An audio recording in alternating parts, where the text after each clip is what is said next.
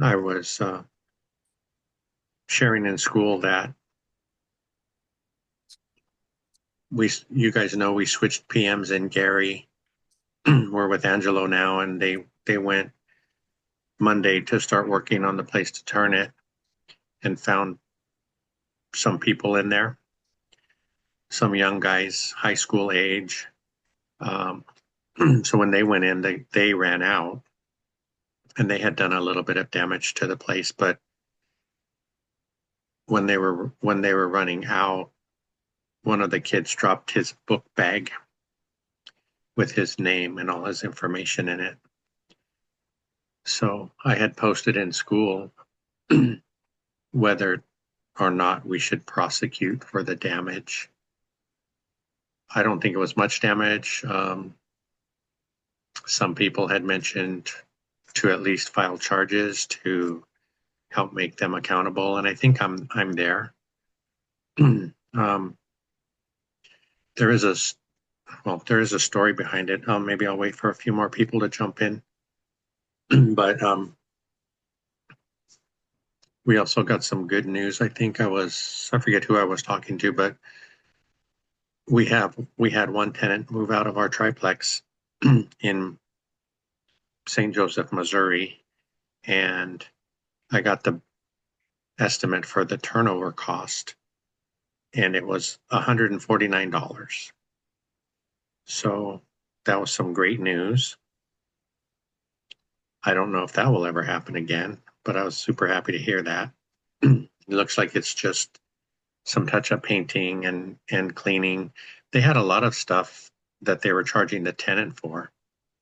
There was about $1,000 worth of stuff, but it was hauling away a little bit of stuff they left behind.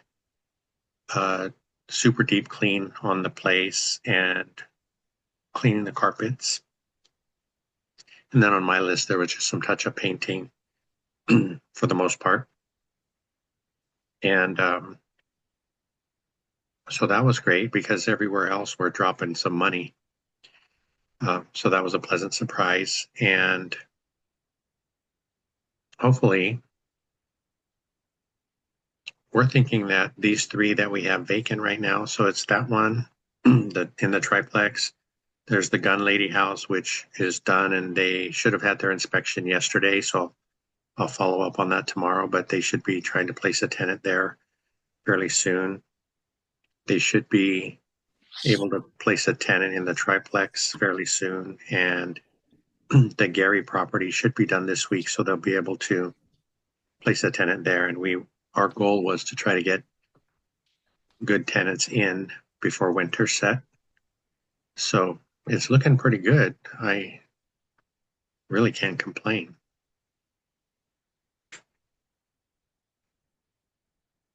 It's always good to get good news.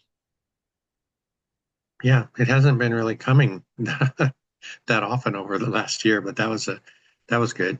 Mikey and I were talking about wins, and if you have started watching the Work Van Confessions, you might have already seen that one, but um, kind of celebrating wins, and we sometimes we forget, right, that we're just going after it day after day and not realizing what we've accomplished over whatever period of time. I mean, we've been at it for going on 5 years now, and Mikey's a couple of years into it. But I think a lot of those accomplishments should be celebrated, not just the big wins, because it's not always a home run, but little things like being able to close on a property, being able to get your finances in order to get in position, making sure your credit's in line, all those little things that we just kind of take for granted. But and like I said in the video, I mean, it doesn't have to be a big party every time you make a small advance like that, but just to realize that you're making progress, I think can carry us quite a ways and help us keep going in the right direction. I think part of the wins is being around um, uh, friends or community that allow you to reset quicker.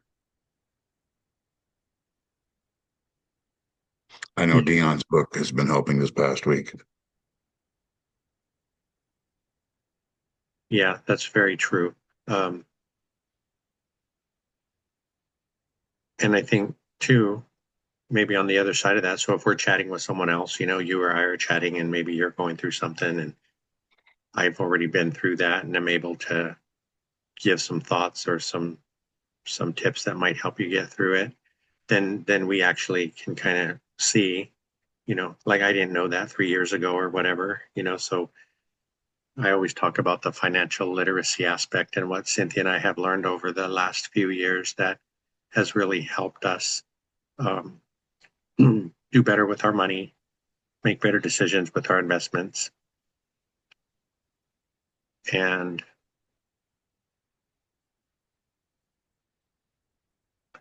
I've mentioned you guys have helped us get through a lot of stuff over the last couple of years. So we're really grateful for that.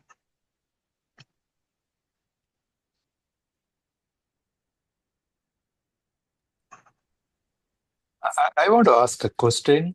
Um, Yes. I'm building my buy box. Uh, Sometimes, uh, to come up with a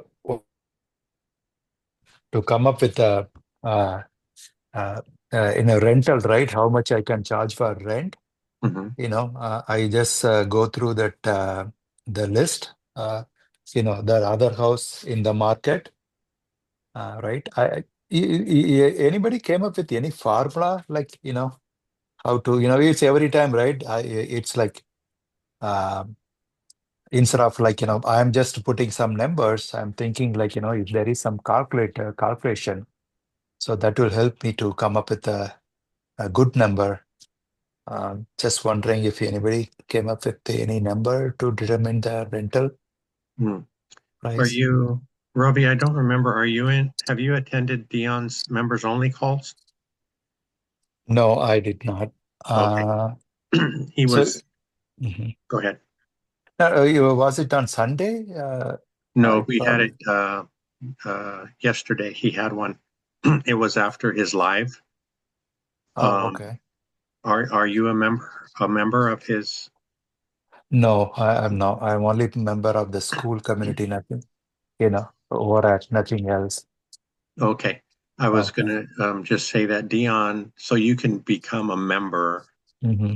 and it's like you can do it for like $2 a month. It's not much, and he doesn't like Okay. the fact that he has to charge for it, but he does Okay. because it keeps out people that just come in and cause trouble. Okay. And he will have those meetings usually twice a month.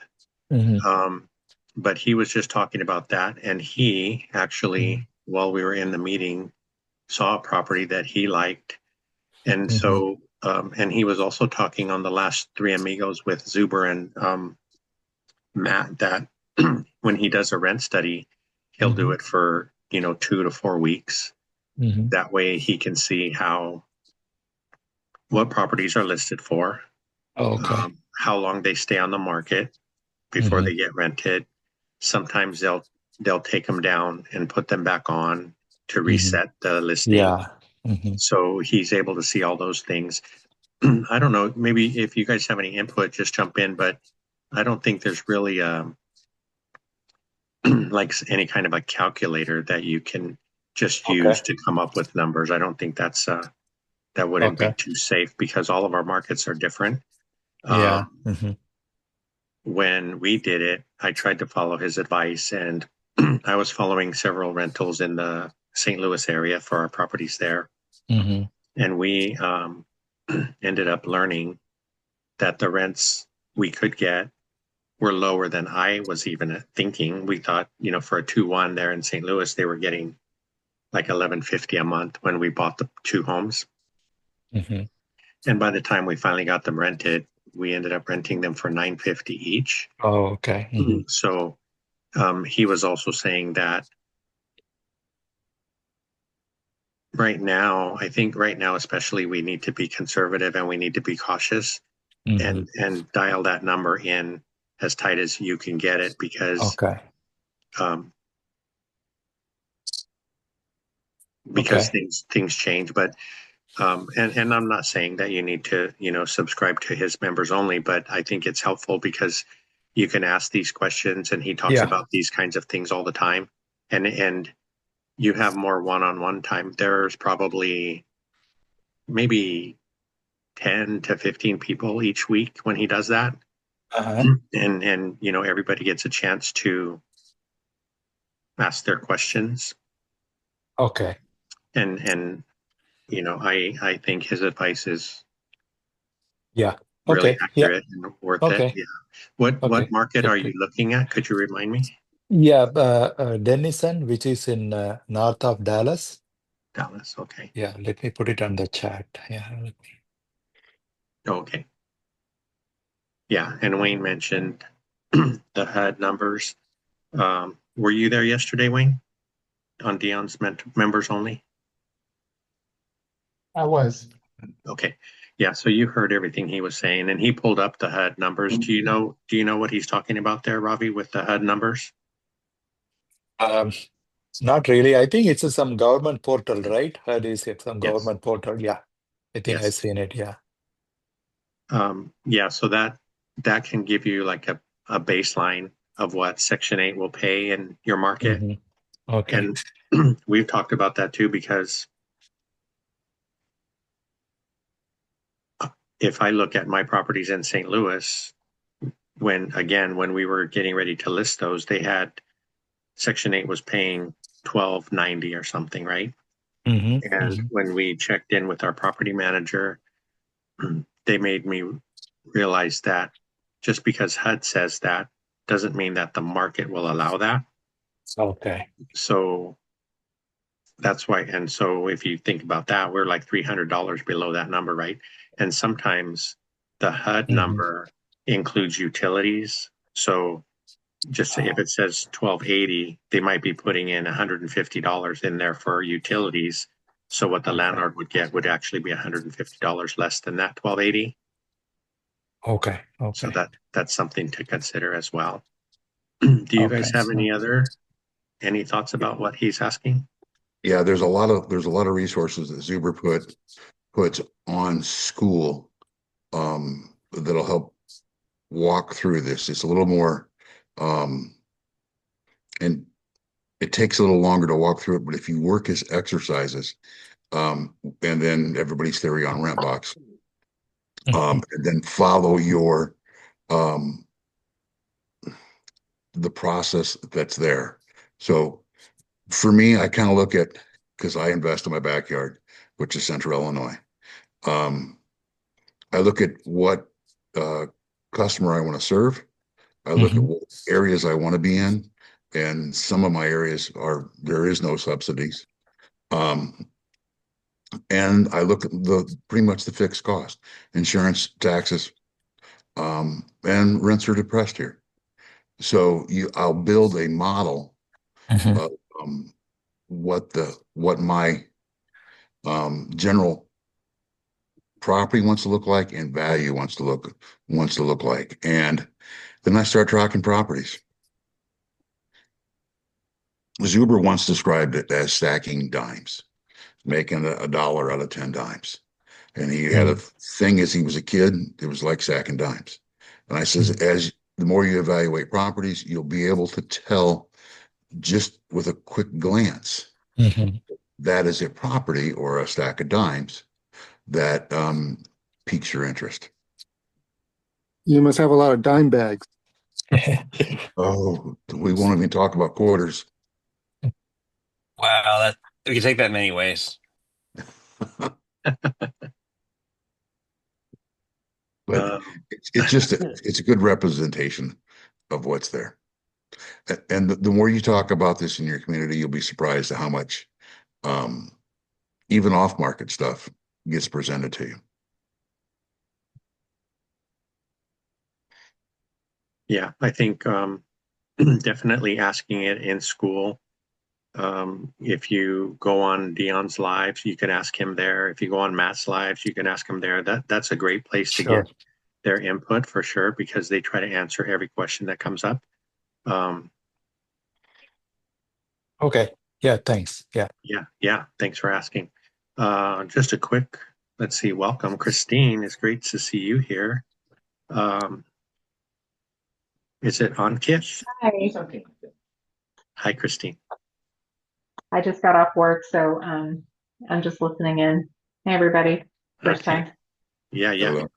Christine's from Southern California, but she's moving to Atlanta to Oh, do. I'm in Florida. Oh, I'm No. sorry, in Florida. Well, I am from Southern California. Okay, I'm a mess. Yes. That's okay. I'm in Florida now. Yeah, sorry, I messed that up. Yeah, she's in Florida. She was, well, maybe I should let you talk about yourself. Do you mind? No, I don't. Born and raised in Southern California, Orange County, LA County, and I moved to Orlando. That's where I'm house hacking right now, a duplex. And I just bought another duplex, and I'm going to be house hacking that one in about a week. And finding deals, that was interesting. That was really tough. I've been looking for deals and putting out offers since March. I just closed a month ago, and it's currently being renovated. It should be finished by tomorrow. So it's like new HVAC, floors, getting everything up to code. So I'm poor now. I have no money. It all went to renovations and repairs. And Welcome to the club. You're putting your money to good use. it's bizarre. I literally had, like $50,000, and now I'm down to like $1,500. I have no money in my account anymore. It's all gone. Christine, what's your Anyway, buy box? Are you buying single family, multi-unit? What's your target? so my buy box is minimum 2 bedroom, 1 bath. And I actually have the duplex I'm in is also 2 bedroom, 1 bath, side by side units, laundry, dryer hookups, like washer dryer hookups. It has to have at least an 8% cash on cash return. I got lucky with this one. I think it's 14 to 15%. But the house that I'm in right now, it was 8 and then it dropped down to 5, because Florida has insane insurance and taxes. And it just has to be, somewhat of an appreciating market with a growing population. That's kind of it. I mean, But your new one is in Atlanta. my new one is in Atlanta, correct? Yeah.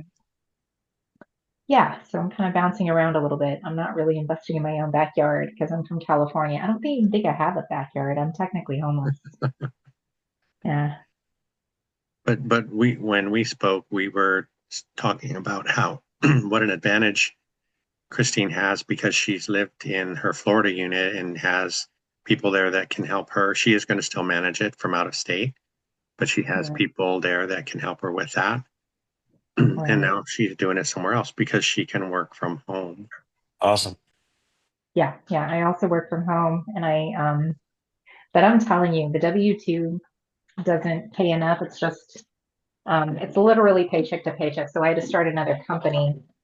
And that's where you can start saving discretionary income and investing. I've been doing that online as well. Working from home is a blessing. It's great. Yeah. Hopefully I'll buy another house hack again next year, and maybe move out of the country and semi-retire. Yeah, that sounds great. Christine, if you don't mind, maybe we can connect later on. But my wife, Cynthia, I was telling her about your teaching English.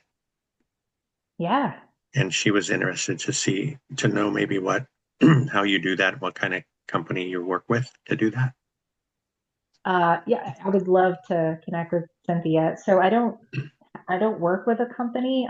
This is my own business. And it's because I've lived in China for 5 years, Mhm. and I have connections there already. So I already know teachers and institutions and how the culture works. Okay. So, love to connect with her if she's curious. Great. But Great. she has to be okay with waking up at 3 a.m. Yeah, I think she realized that part already. But yeah, because she is a teacher now, I think I mentioned, but this is her last year part-time, so she was just looking around for things that she might be able to do once she retires. Oh, of course. I'd be happy to help, but thanks for having me. Yeah, of I course. was up really early this morning too, so I'm kind of running on empty. I apologize if I'm just kind of going off tangent. No, that's okay. Yeah, don't feel bad if you have to jump off. That's fine. Folks just come and stay as long as they can, get their questions answered and things like that. So Christine, how do you manage expectations with your clientele? How do I manage, for me, Yes. manage expectations from like my tenants? No, your clientele. Like, oh, my like teaching. Yes. Manage expectations. I mean, they come from all backgrounds. Okay. I teach from age, I think my youngest is 4, and my oldest student is 50. So, Okay. they all come from different backgrounds. A lot of them, they're just trying to pass a test to study abroad, or they're trying to, or, the parents are pushing them to do things. I mean, the culture is just really different there. So My scope was my mental scope was too narrow. I thought it was more of parents and children. And oh, I yeah. see. Yeah. So my wife's a teacher. She just got last week a new Chinese Mandarin speaking student, no English, and super excited. Google Translate and um, her own iPad, and it's been a blast to watch her come home and gloat over the daily transformation of somebody integrating. And she came here. I believe her grandparents own a local restaurant. So it's just neat. My wife's always been interested in this and done quite a bit of study, trying to figure out a way to decouple from the school system eventually.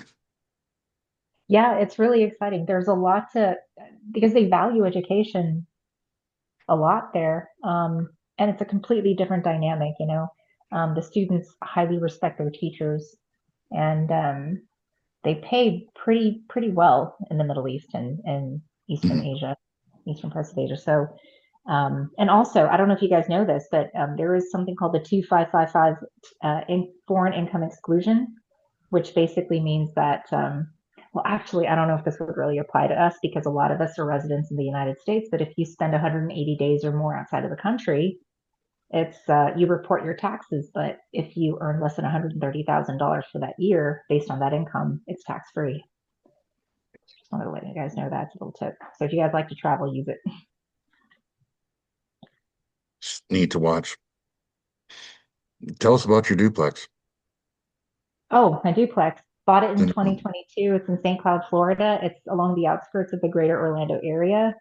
When I bought it, I bought it 20% down. It was a house hack. It was at 8.8 or 8.5 cash on cash return. And it was at the height of the selling market. It was a frenzy out here. Frenzy out here was just a lot of, I got outbid $50,000, $100,000. So I actually got this house at asking, which is a good deal because it was a 5% interest rate at the time. And now that I'm moving out, and because the market has slowed down substantially, I don't know if you guys have had any luck renting out your units, but it's a little slow out here. A little slow, in places like Texas and Florida and Nevada. So I think I found a tenant. I'll update you later. I don't know what's going on right now, but we've had about 148 eyes on the property. No official applications yet, so it's weird. But now, because insurance has shot up and taxes have shot up, because it's Florida, and I think Florida has one of the highest rates in the country. So I think that's something to look out for. A lot of people who want to invest in Florida, this can eat your cash flow big time. And I think it's an anomaly. It's not really a common situation to be in. But I'm still cash flowing. It's just now it's about 5.5 or 5.3% cash on cash return.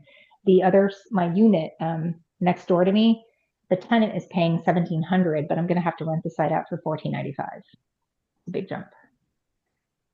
Are there a lot of rentals on the market in your area? I'm sorry? Are there a lot of rentals on the market in your area? There is an oversupply issue, yeah, and a lot of new builds. So it's oversaturated. We're just trying to wait for the saturation of the market to slow down because new builds have slowed down. A lot of people that have built new apartment buildings and condos, right? They're kind of stuck with this high interest loan and they're just trying to sell it off or fill the vacancies. So that's what I'm competing against right now. But I know at some point, because they stop building, the saturation will end and, you know, the demand for duplexes and such and some older existing homes are going to be, the demand is going to go up, but I just have to ride it out, you know, while it's softening. It's a long-term game, you know. Have you thought about maybe potentially midterm renting it? Oh, yes.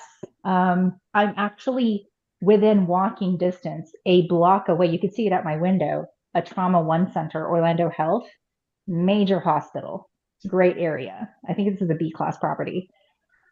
This would be great as a midterm rental. I work insane hours. And this is more of a power thing. Maybe I don't want to give up control to a property manager.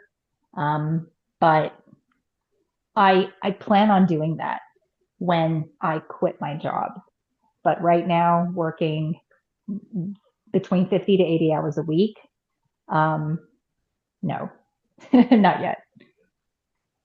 Well, I mean, midterm is really dependent. It's just something short of long term. So, I mean, you might be able to get 30, like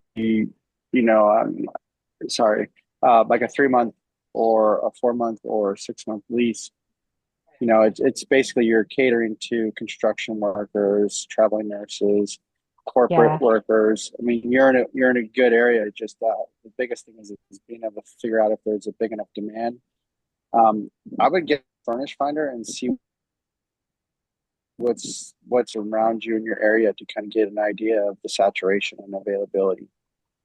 That might be something worth looking into. Yeah, this is a great area for that. I have done a little bit of digging in Furnish Finder, and I think with like photos and staging and what I have to offer versus the competition, I think I'll do all right.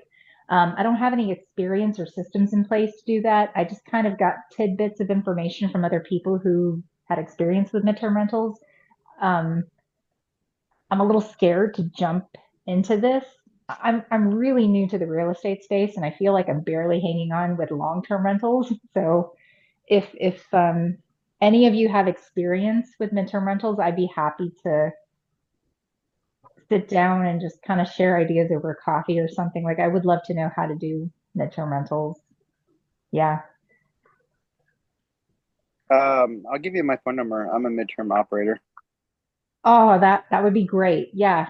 Yeah, please. Like I'll drop my number in the chat.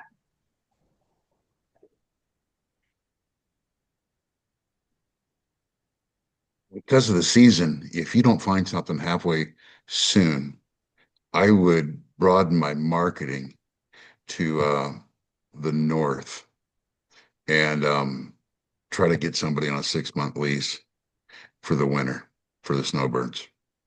Yeah, that's smart. I don't have any furniture for that though. It won't take much. Oh, okay. Okay. That's good to know. I'm pretty barren, and I'm also barren with liquidity for now. But I do want to get really good at midterm rentals, Section 8. I think the new duplex that I just acquired recently up in Atlanta would be a great Section 8 property, the duplex. But I was planning on doing that after I moved out. The cash on cash return right now as it is pretty good. Even with a 6.875 interest rate. Still really good. Christine, my name is Alex, and I'm sorry it took. I'm kind of late to the call, so maybe I missed this. But how long have you been investing in real estate, and what's your portfolio look like? My portfolio is tiny. I only have 4 units, um, and 2 properties. And I've been investing, I mean, I've been exposed to it since the pandemic. And I bought my first rental property in May or June of 2022. And I just bought another one a month ago. Closed on one a month ago. Well, Devastating. congratulations. And that's Thank not you. tiny. That's 4 units. That's a goal. Um, so it sounds to me like But I feel pretty poor. Like I'm not making I'm not making killer cash flow or anything. I'm just like, yeah, barely hanging on. we have all been there. I can Yeah. tell you, I had a house listed for sale. It was staged, and I called my realtor and told her, "Hey, I need to take it off the market." And she said, Uh-huh. "Well, we have the stagers aren't able to get the stuff, and I needed to take it off the market because I couldn't afford to pay for the staging for another month." And she said, "Well, the stagers can't get the stuff out till Monday," and I ended up Uh-huh. selling it on that weekend. Somebody put in an offer over the weekend, and I ended up making like $300,000 off that property. So, I mean, we're talking. I was broke. I had top ramen, right? Couldn't afford to keep the staging in there, but when I made it through, it was substantial.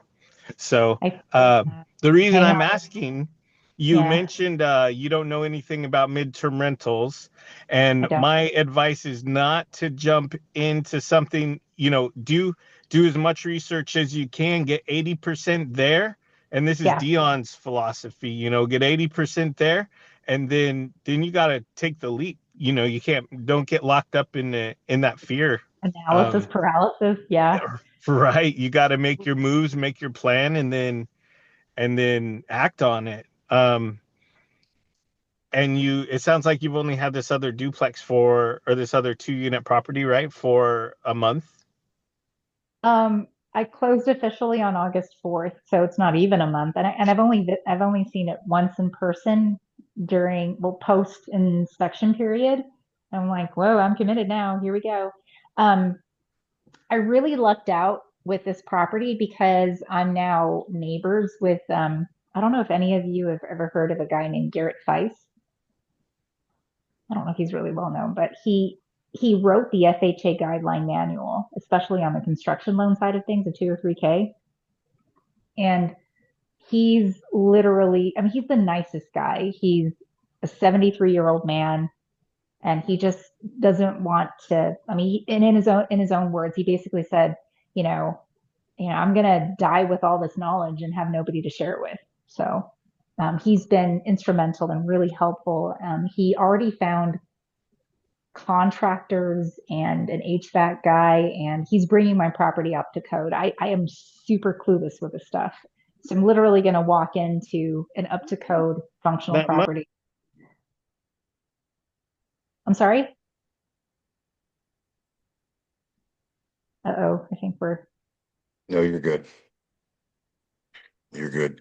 It seems to me that would be a great opportunity for recording either the oh, conversations or put it on YouTube or just gather the knowledge and put it out there, and you'll quickly educate yourself as you educate and give him the platform. You do the work. I feel like I don't know much, but But I see, mean, but see, that's really the advantage, is yeah, because you can come in and ask all the dumb questions as you're learning and presenting it through. He gets the opportunity to work with a new student that's enthusiastic and taking action. yeah. I mean, I haven't looked at it that way. That sounds exciting. Okay, you know, let me digest that. let me uh let me see how to go about it. Um, I'm super introverted and shy, but But you've got a I'm sure. great voice, and Oh, it thank doesn't have to be, it doesn't have to be your image. Oh, okay.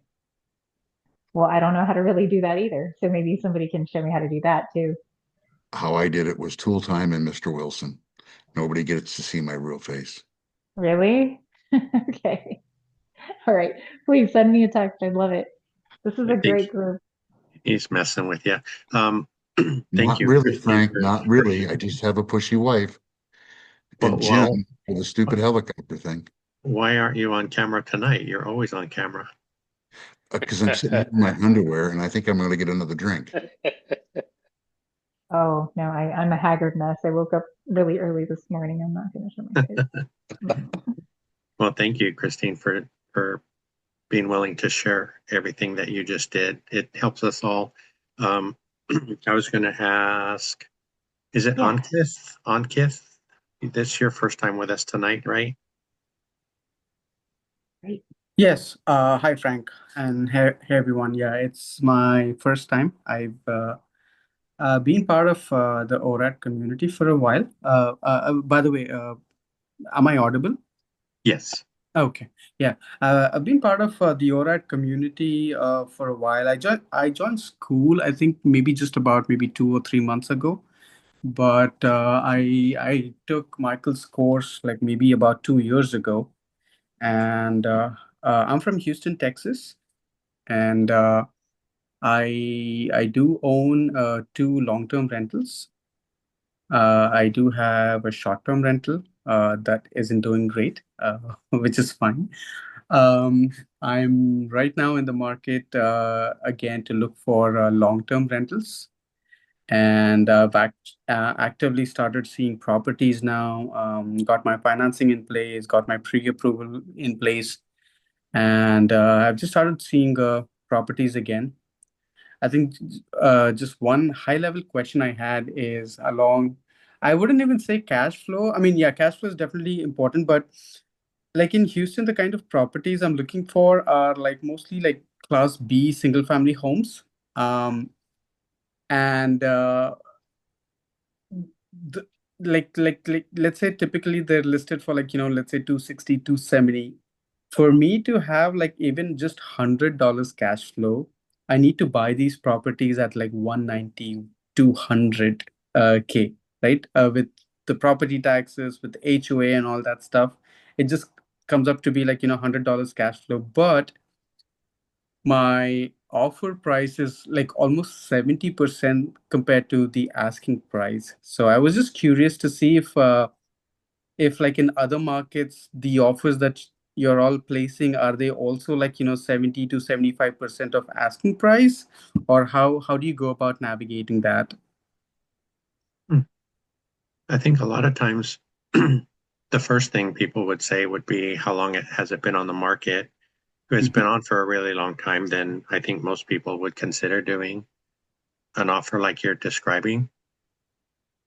Right, right. Yeah, I think so now I've just set like my criteria to only look for properties that are on the market for like 30 plus days and that I've had like a price reduction. I think, and obviously, like, I think in those cases, sellers would be motivated. And in some of the cases, I'm seeing that sellers are actually dropping prices by like 45, $50,000, right? So a lot of it could be just wish pricing. But like how Michael says, it's like you need to, put an offer for the numbers that work for you. It doesn't matter what the asking price is. That's exactly right. Do you guys have any other thoughts about that?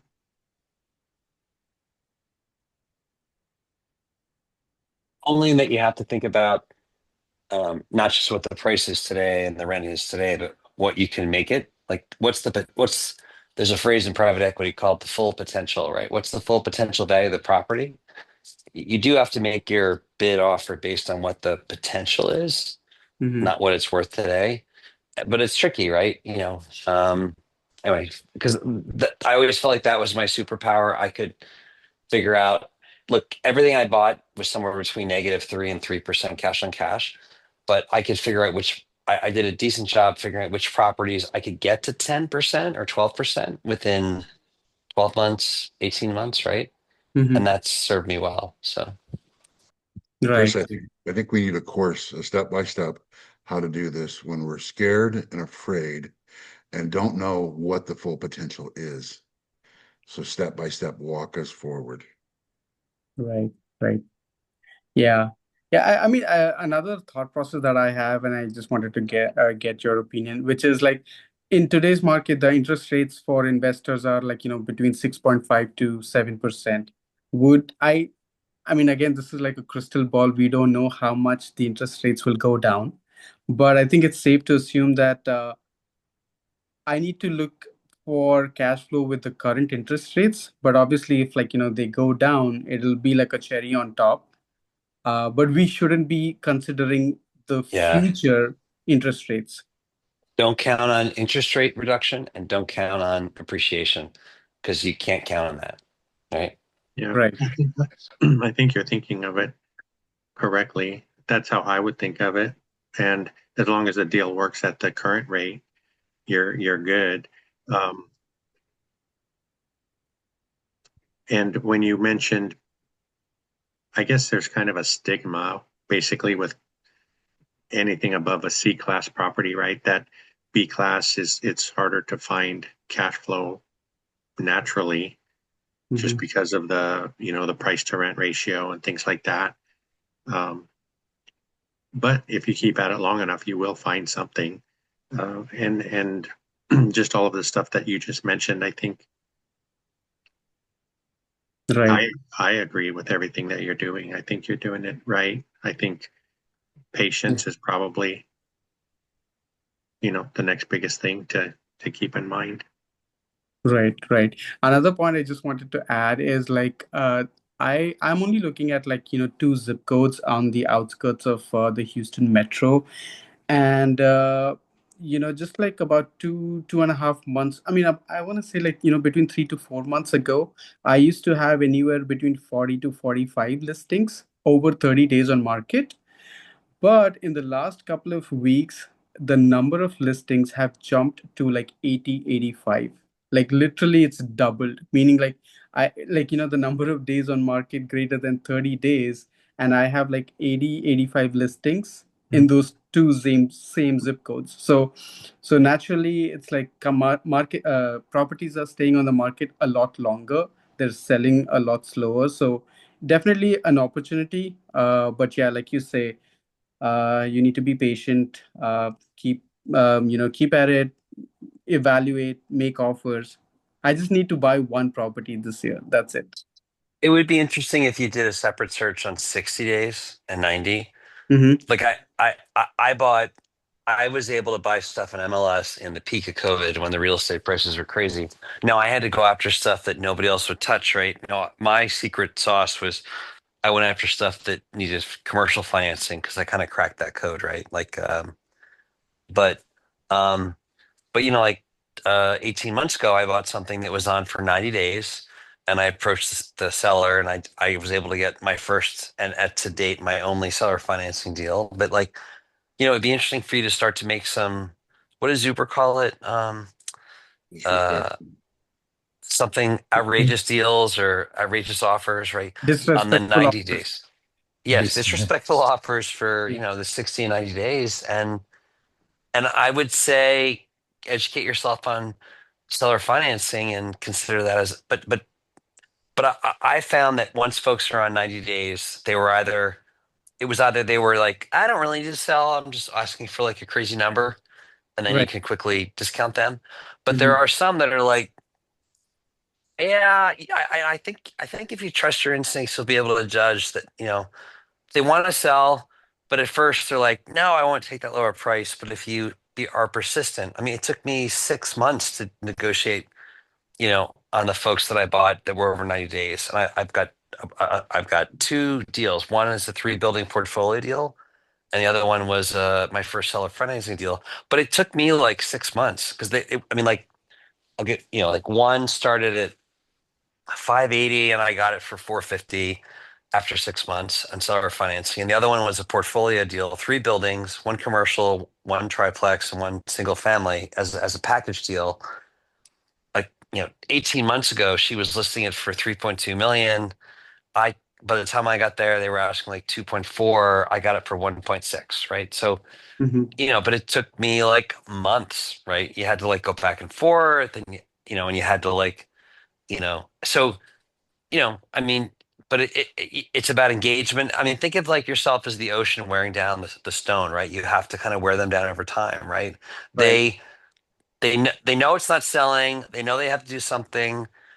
Your price initially seems bad, but as you talk to them and say, look, I'm not trying to be disrespectful. I'm just trying to say, like, this is what I value it at. And frankly, this is probably what the market values it at. And that's why it hasn't sold. And I sent them comps. I gave them I gave them pricing options. And so Hmm. anyway, food for thought, but like, don't give up. You have to be persistent. It can't just be like toss a single offer over the wall and, oh, didn't take, no worries. Like, if you think there's a good opportunity there, Hmm. invest some time to, for lack of a better word, make the sale, but it's not easy, right? And Right. but it can pay off.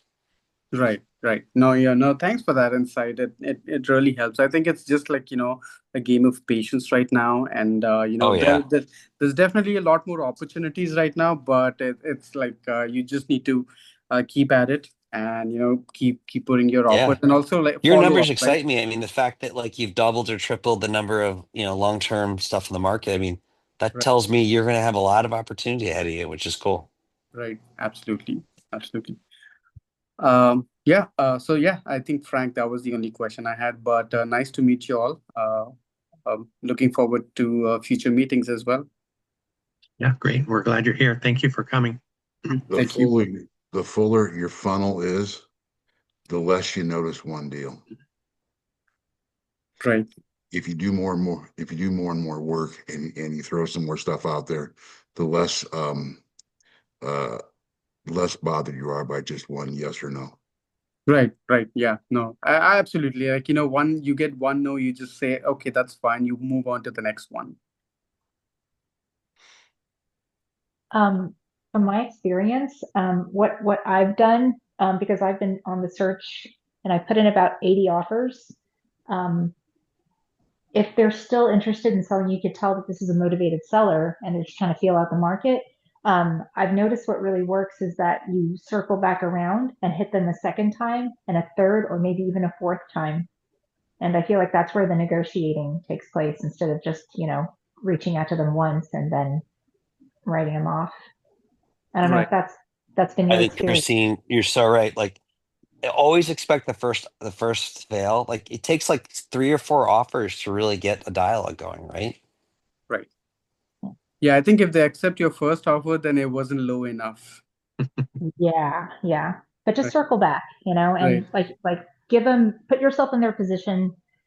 Uh, they don't want to get haggled down or to lose out in their position. I think from their perspective, if you can try to provide reasoning like this is the real market value, this is how many days properties have been sitting on the market, these are the comps, Hmm. and if you can position yourself where you sound sensible, it may not sound disrespectful.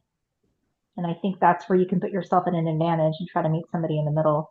I mean, I get disrespectful offers, but I think it shouldn't come off as a disrespectful offer to the seller. You know what I Yeah, mean? no, I think that's a great point because, yeah, I mean, there's a reason why like the offer is so low because, it's good to explain that, hey, look, I'm an investor. I'm looking to buy this property for cash flow. And this is the number that works for me. And yeah, if that works for both of us, then great. But like, yeah, just providing a justification or a reasoning, I think is like a good way to kind of initiate that negotiation. Yeah, I always try to like approach it like I'm trying to solve their problem without losing my shirt. Right.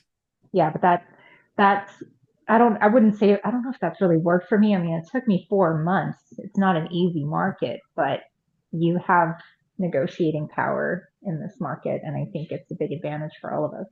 Hmm. Yeah. Right. Thanks for that. Yeah, yeah. Thanks for sharing.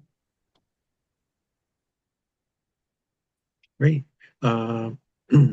James, are you there? Hi. Hi. I just wanted to make sure that you received my reply to your question in school because I didn't. Yeah. Okay. Yeah. And if that's ever something you want to talk about here, that's great. Sure. You want to shoot that out there? Yeah, I've got and you only saw the video only showed half of the house. Uh-huh. There's 2 more beds and a bath and a half on the other side. Basically got the house full gut. Yeah, I'm all in it for between 80 to 85. It's going to be ARV is probably around between 3 and 320. I'm all into this house for 85,000.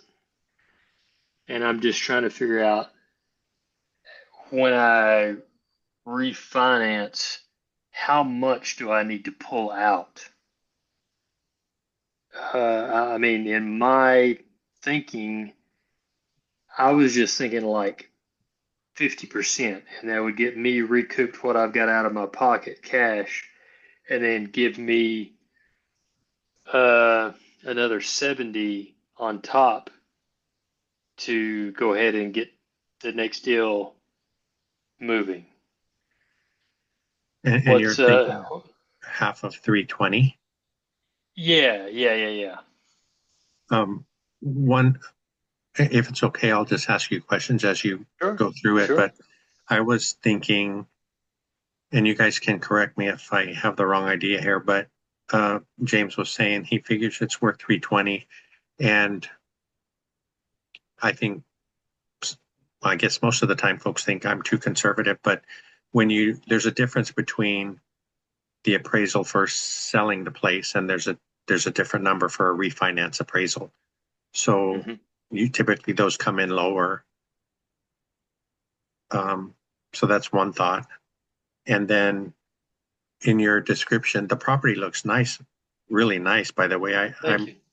I was surprised that you got all that done and you're all in for 85K. I mean, with the tile work and those showers and you call it a few favors. Yeah, I imagine you did. That looks fantastic. But what would it rent for, do you think? Right now, 3.2 in that area is getting around between 2 and 2,200. Okay, that's what I was figuring, just from what you were saying. So just say 2. It seems like, I mean, if you pulled the 160 out and you were able to get 2,000 a month, it seems like that would work, right? And that would give you plenty for your next deal. Do you suppose you could find another property and do this exact same thing again? That's amazing. Yeah, I've already found 2. Mm-hmm. Yeah, I've already found 2, and they're actually in a higher rent area closer to the college. And I don't think I heard what market you're in. What market? Chattanooga. Okay.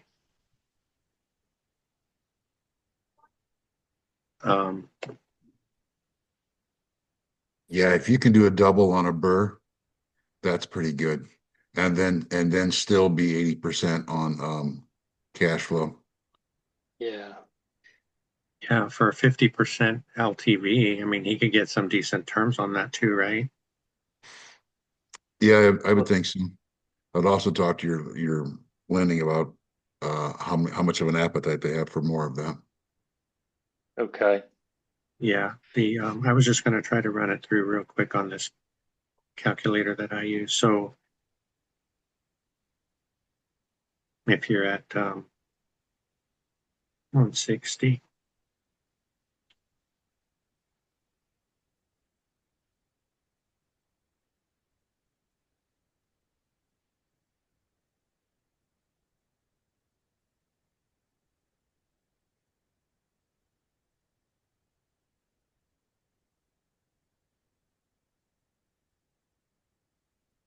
did you run the numbers with the 2,000 a month rent? Did you come up with anything yet? Or let's see. No, I haven't. My day starts at about 5 o'clock Eastern time. So Okay, so the first time I ran it through with 6.5% interest. And with taxes and insurance, and these are just rough estimates that they put into this calculator, but it showed the the payment being around 1360. Okay. Off the top of my head, I was thinking somewhere around 1250, but Okay. either Yeah, way, like- I think that's good. So even just say 13 then. So that would leave you Mhm. 700. And since the place has gone through, I guess you could reconsider like what we typically hold out for CapEx maintenance and vacancy, right? Because we would put maybe 20% for that stuff. Are you going to manage it yourself? Yeah. Okay, so no property manager. But too, I think like Dion mentions, he takes out for PM as well, just in case you ever do decide to go that route. Yeah. When we do that, that's about 25%. So it'd be about $500 for PM maintenance, vacancy, and CapEx. And so that would leave you 200 positive cash flow. And I think I was going to also ask, what do you have other reserves? Oh, well, the other side, I've had the other side for 4 years now, and I've had it with in a short term. Oh, And I've basically just been taking all the money from that. I haven't cashed anything out of that. okay. So, Yeah, so you're safe there. I think even with 200 cash flow, you'd get all your money back out. I would just maybe try to find out what it would appraise for doing a cash out refinance and see if that number of 320 was accurate. okay. And since you have reserves, that's pretty safe.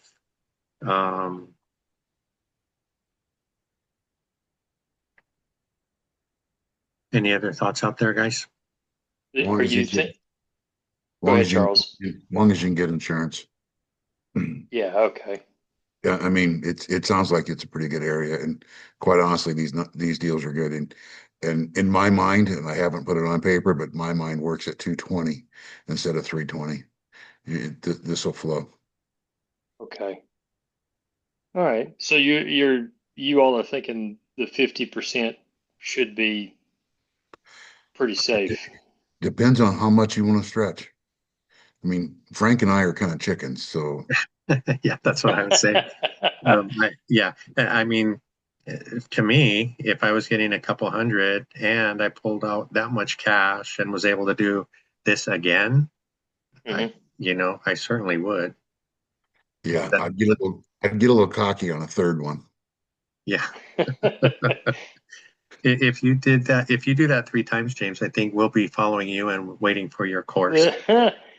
The this area, this zip code that I'm in right here, the average age is 65. So the Yeah. houses are coming up pretty quick. Yeah. Okay. Chattanooga's a great place too. Mm-hmm. Yeah, Except 2 hours from everything. Yeah. Yeah. But it keeps everybody away by 2 hours. Yeah, that's right. Yeah, and still decently appreciating, right? Yeah. Yeah, it started to slow down in the past month because of the big thing they're talking about right now is they gave all the city employees a pay raise. So to offset that, they're raising property tax 23%. Oh, Yeah. Any new schools going in? No. Okay. No schools. They're building, a new baseball stadium, but I was gonna say the Titans too, yeah. well, that's So- Nashville. Right, but it's Yeah, this thing that explodes, so yeah, yeah. And it's hard to network around here too because it's hard to find anybody that'll openly talk to you. it's a small community. That's what happens. Yeah. It's just like in racing. There's all sorts of help until you win. Yeah. So yeah. Well, that's awesome. Hopefully, going through that helped, and I think you should have my number now. I left it for you in the school message. Feel free to call me or text me anytime. Sure. Yeah. And have you subscribed to his channel? Yes. Because if you don't, it's relentless. Just Yeah, like Mr. I Jim think here. most people have tried it, Charles. I was just so shocked. My heart hurt when you told me you hadn't subscribed yet. But that's not a requirement. So It's just one of the things that slipped through the cracks. We fixed that today. yeah, that's good. So what else is going on? I see we have the man with a bionic hip. I hope you're healing well, Josh.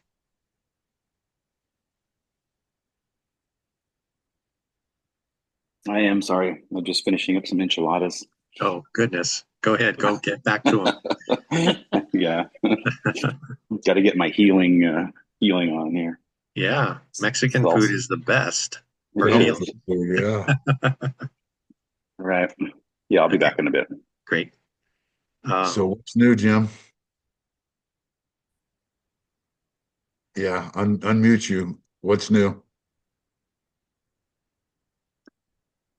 Nothing, just doing books. I can tell you're busy because you're quiet. Yeah, I'm doing books. I gotta find more money. Yeah. Yep. Is that where you find it? By doing your books? I think I should try that. No, I gotta find out how much I need. I already have somebody to get the money from. I just gotta find out how much I need. Hmm. I don't want to take too much because I don't want to tap into all of it. Yeah. Yeah. And do you mind, what do you need the money for? To finish everything I'm doing. To finish your Yeah. your properties? Okay. Yep. I'm basically combining all three houses in the same thing. Mm-hmm. And you mentioned before that part of the challenge was that 2 of those homes are on one property, so you need to finish both too. Yep, both have to be done before I can refi. Okay. And somebody has to go to Italy, so that puts a hamper on things too. Yeah, I don't know how you can do it from there. Might be a little more relaxing though. That's cool. Yeah. When do you guys leave? Drive to San Francisco the night of the 16th, fly out on the 17th. Okay. Yeah, we're not messing with that one again. Last time we took a flight out of San Francisco, we ended up missing or we took one out of Sacramento, missed that flight, and then because they had luggage problems, and you can't fly internationally without your luggage. So we ended up going to San Francisco, missed that flight, had to reschedule that one. I ain't doing that again. Yeah. Hopefully this will be a smoother trip. Yeah, so we'll stay the night in San Francisco. So we stayed at Best Western, and we can leave our car there.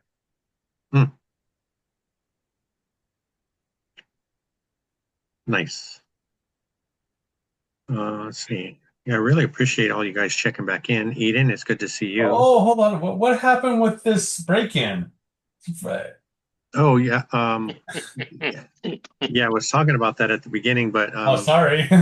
no, that's okay. Yeah, I don't know if I finished the story, but the Gary property, we switched over to Angelo, and he got right on the rehab. They went Monday to start it, and a couple of people were in there that had gotten in, and so what they were running out, they were I think they were teenagers, but he said that one of them dropped their book bag or their backpack with all their stuff in it. So my question in school was whether we should prosecute or not. And so the rest of the story was that he called the police, and in talking with the police, they asked who our tenant was. We gave them the name of our tenant that was living there, that had just moved out. And then they got more information that I guess the daughter that was living there was having trouble in school, and she was getting beat up and stuff, and somebody stole her phone and her keys. So we think those people had the keys, and they got in. So they got in without breaking anything, but when they got in, they busted some walls up and things like that. Yeah, I would appreciate that. I'm sorry. If it's just a good time, yeah, okay. But if there's more to it, no. But I would put some teeth in that. Yeah, Yeah. I'm more concerned about the bullying issue if they're part of the bullies. Yeah. Yeah. Yeah. So that gave me a couple of thoughts, right? So I guess right off the bat, Cynthia and I were talking about it, and at first she said, maybe not. And then we got to talking, and I was thinking, if these guys are bullies and they were messing with this young lady, then we probably should, right? I mean, we don't have anything to do to prevent the bullying, but Right. that kind of just added to the reason to go ahead and file charges. If nothing else, it'd be nice if the police would take that book bag back to the home. If they could do that with the police presence, hopefully it'll put some scare into these kids, and probably won't, but hopefully it will. Yeah, and then to go a little deeper with that, Hey, the wait girl, a minute. Isn't Mike going there next week? yeah, him and Dion and I think Yeah, Matt, they're so all get going to all be. three of them together with the book bag, bring it over to the house. Problem solved. They already have their bulletproof vests. I guess they'd be safe. But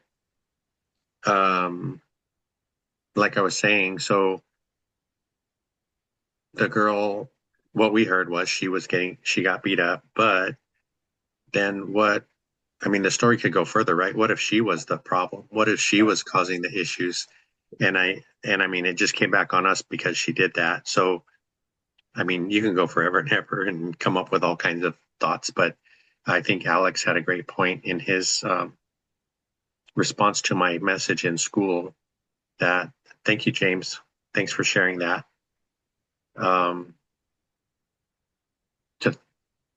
That we think about it logically and or emotionally.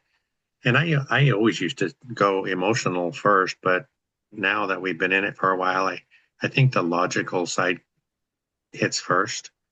So I'm thankful for that, but just some challenges, right? And I was telling Charles and the folks that were on here when we opened that we had so the gun lady unit is done. They think they did the inspection yesterday, so that one should be going up for rent. The one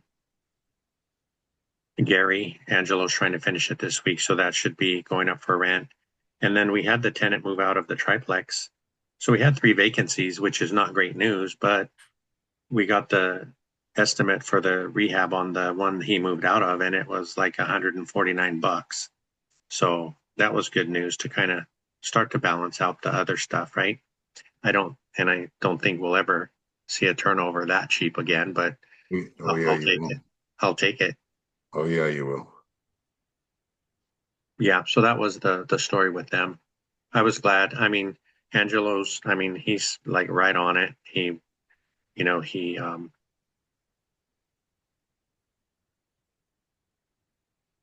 oh, thank you, Jason. Yeah, I was wondering if you were going to make it to go see the guys and gals, whoever's getting to meet up there. Yeah, definitely a drive-by would be awesome. I think Esther did one for us last year. She took a picture for us just of the exterior. I don't need you to go in and beat anybody up, but a picture would be great.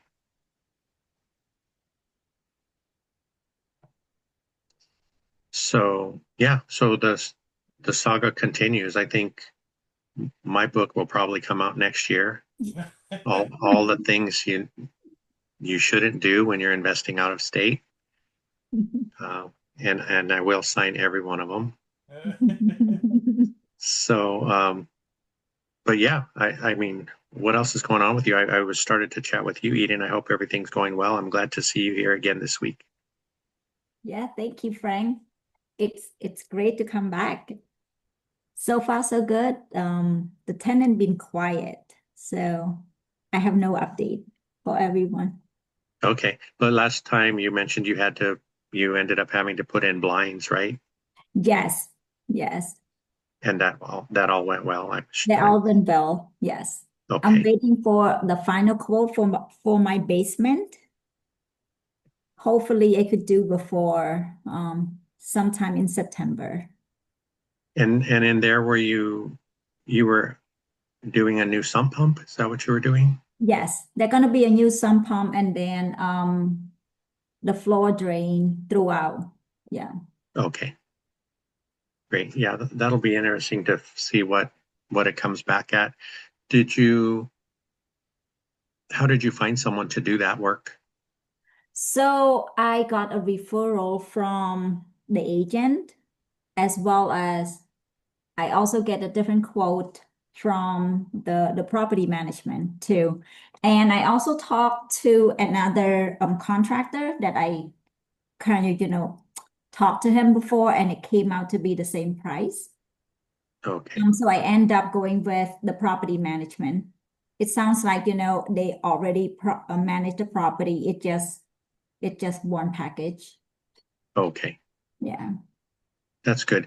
And so on my property there in St. Louis with my property manager, they add 12% on top of the estimates. Do you know if that's the case for you?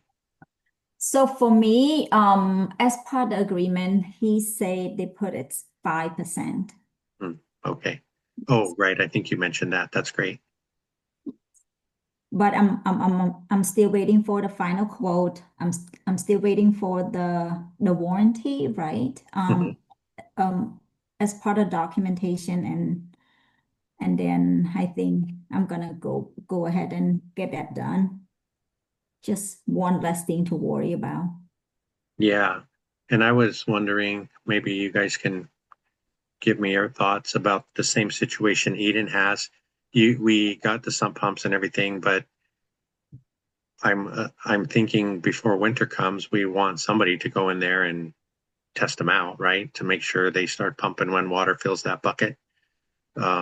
It's going to cost us, of course, to have the property manager go do that. But I was thinking about that, and also double checking all the furnaces to make sure all of that stuff is working before they need it. Yes. Yes, definitely. I think so. Yeah. Yeah, there was, I think it was our Milwaukee property manager that sent out the annual offer to inspect and clean the furnaces and things like that.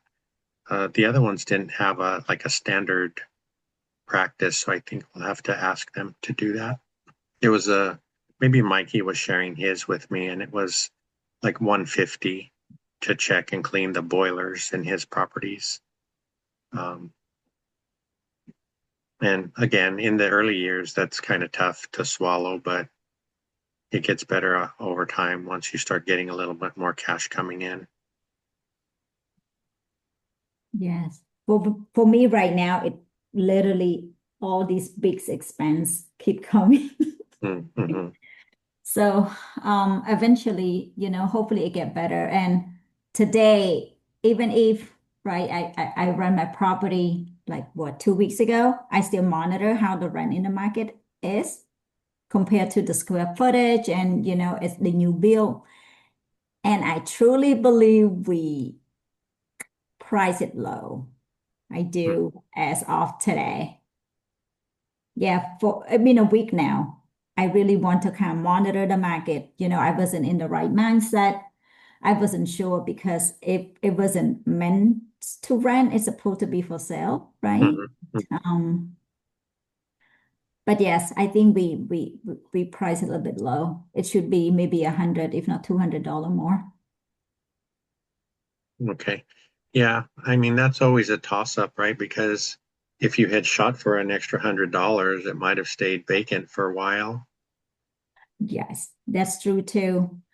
Yeah. Yes. You know what made me thinking about it, right? We had 47 inquiry in a week, and it did not register. I did not register. So I monitor, and they let me know, and then it's like, okay, they move in, which is a great gentleman so far. I have not have any inquiry beside the blinds. He know we're gonna work on the basement for him.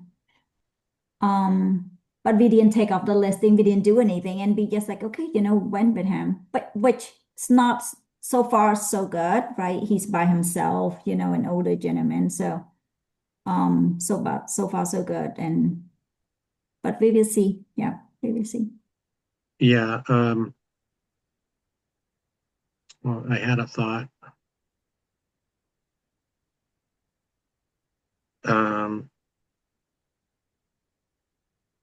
We did that. We tried the higher rent when we were listing our three over there in St. Louis as well. And oh, that's what I was going to ask. So you mentioned 47 inquiries, but how many applications went in? 12, I believe. Oh, that's quite a few. Yes.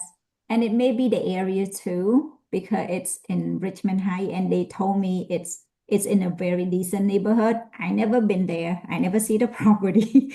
Mm-hmm. But that's what the realtor told us. So yes. And what I realized too, a lot of time, because we are in California, right, Frank? But a lot of time I realized our state properties, they tend to do better for single family rather than like a duplex or, a 3 or 4 units. Not comparing, not the same like California or cost of high living cost of state, yes. Mm-hmm. So probably that might be the case too. Yeah, and Dion was just saying yesterday too that because if you feel like you might have missed out on $100, but he was saying that he would rather have that and a good tenant than trying to wait for higher rents and maybe not getting as good of a tenant, having more turnover and things like that. But if this gentleman's there and stays there for a few years, I think you're ahead of the game. Yes, thank you. Right now, I'm just trying to break even, Mhm. which it believe that's very minimal, right? But I think it's okay for the long term. Mhm. Yeah. Yeah. Hang So in there. yeah, thank you. So actually, I think I'm probably gonna be back to California. I think that's where my space is. So for my next step would be, I'm trying, definitely gonna be 1 year. I'm not gonna do anything. I'm gonna try to kind of, wait and see kind of game. Mhm. If everything's good with my property over there, and then come back, try to look at financing, put the finance together, and then I'm gonna try to do duplex if possible in California, hopefully the next 2 years. So what I'm asking the group is, for some of us who invest to invest in a high cost of living states, where do you begin? Like, it's usually very expensive, right? The rent a lot of time would not cover the mortgage anymore. Where do we even begin? Like, what do we usually look at? Kevin, are you able to talk? I think you might have some good input on that one. Sorry, can you say that again? I was talking to my neighbors. Oh, yeah, Eden was asking for if you're thinking about, because Eden is down south in Southern California. Kevin's in San Francisco, but he's investing in San Diego, right? Oh, maybe he's still talking to. Yep, that's right. Okay, and she was just wondering what do you look for in a high cost of living area that might actually cash flow? And I thought about your project. I'm looking for a lot that you can build an ADU on. So essentially, single family lots that you could look to build a duplex, triplex, quadplex, or more. San Diego is a little bit unique in that sense because you can build several. Um, Essentially build like commercial units if you really like to using the bonus ADU program. But yeah, that's sort of what I look for. Large lot, flat area. I like to have like an alley and or corner lots. So that's generally what you'd look for. And then where the placement of the home is, essentially you're trying to get your NOI up high enough that you can cash flow. And the place that you bought, Kevin, already basically had 2 units, right? It had that one up. No, upstairs? actually, it's a single family home. So that will not cash flow initially, but once we build, we should be able to cash flow Okay. or at least break even, and that's sort of what we're looking for. I And got that a one, suggestion. oh, yeah, go ahead. So he mentioned a double lot. When you're investing in a high cost of living market, there's lots of different options, lots of different levers to pull. I'm under contract for a house with an ADU. You could house hack, you could get a duplex or small multifamily. Um, and this was just one option, buying a house or a house on a piece of property where you got a room to build an ADU, but you got to look for the upside and the deals that you got to look at the market to figure out what a good deal is, like Zuber recommends, because a good deal where I'm at is way different than a good deal in Indiana. Where I'm at, I'm looking for if I could get 4 or 5% cash on cash return, that's a great deal. But this high cost of living market, property values just keep going up, and you can't count on that.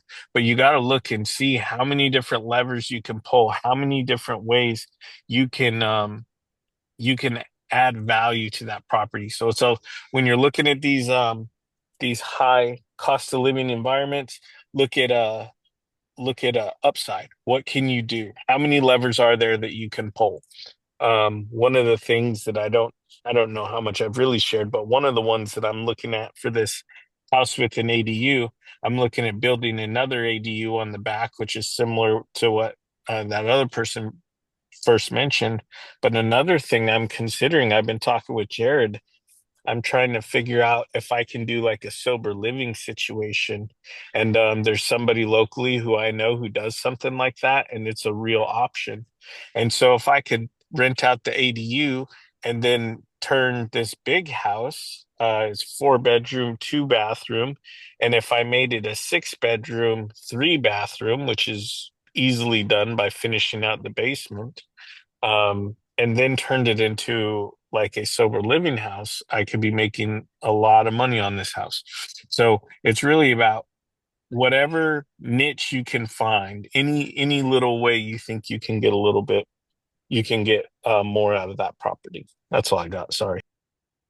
That's okay, Alex. So you make me think though that you want to make sure it works with the basic strategy, right? With you renting out the ADU that's there now, and you're going to be living in the main house.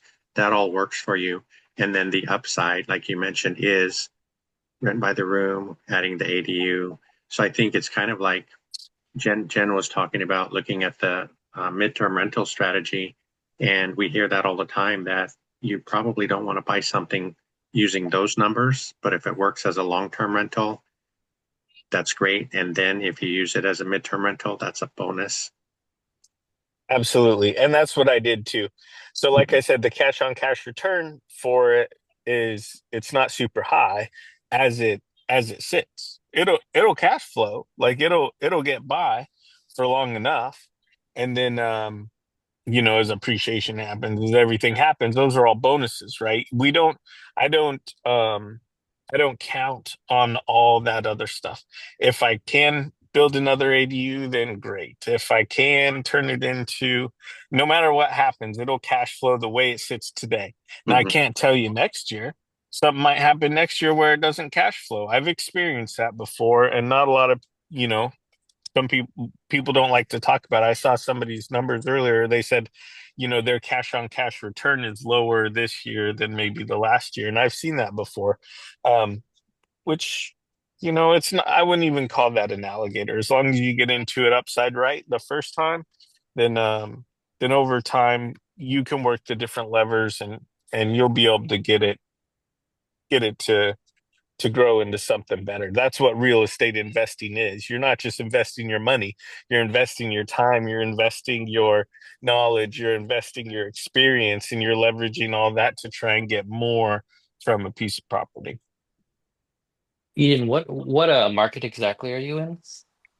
Long Beach. Long Beach? Okay. So there are actually a lot of I feel like there are a lot of investors down there. that are making a lot of things work in Long Beach because they're building an ADU or at least one ADU, and you can do a junior.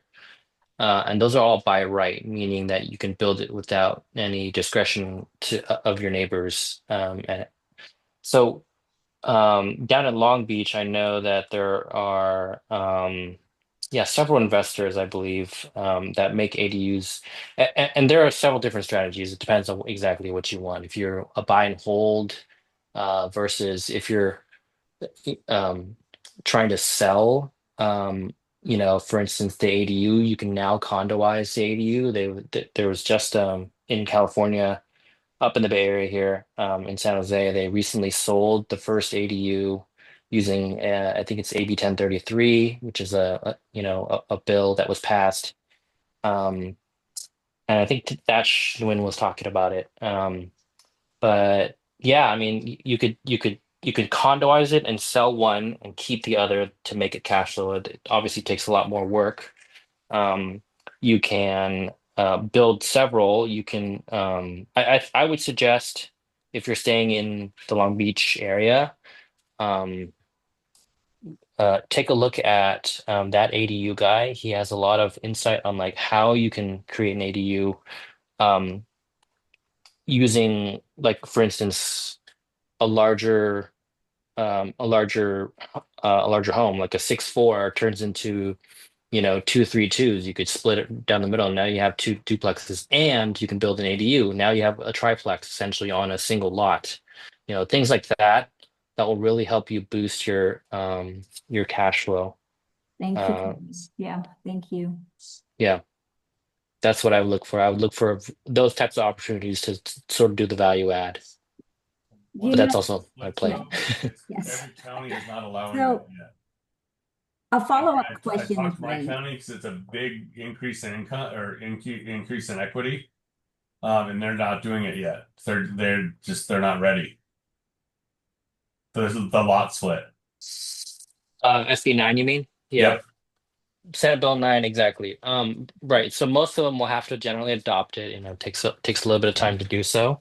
But it's the same thing. I think, like I said, in Long Beach, I've known of several people that actually are you on Instagram at all? There are some people that you could follow, and they sort of have good insight. It's a contractor. I don't remember exactly. I think his name was Eric, but I'm not, but I probably be creating one now for this. yeah, I mean, I just do it. I log on here and there, and I just take a look, and they talk about a lot of these types of things because it's a hot topic, at least out in California. Yeah. And so there's a lot of opportunities, like I said, especially in Long Beach. I think Downey, he sort of operates in those two markets, and they're sort of close to each other.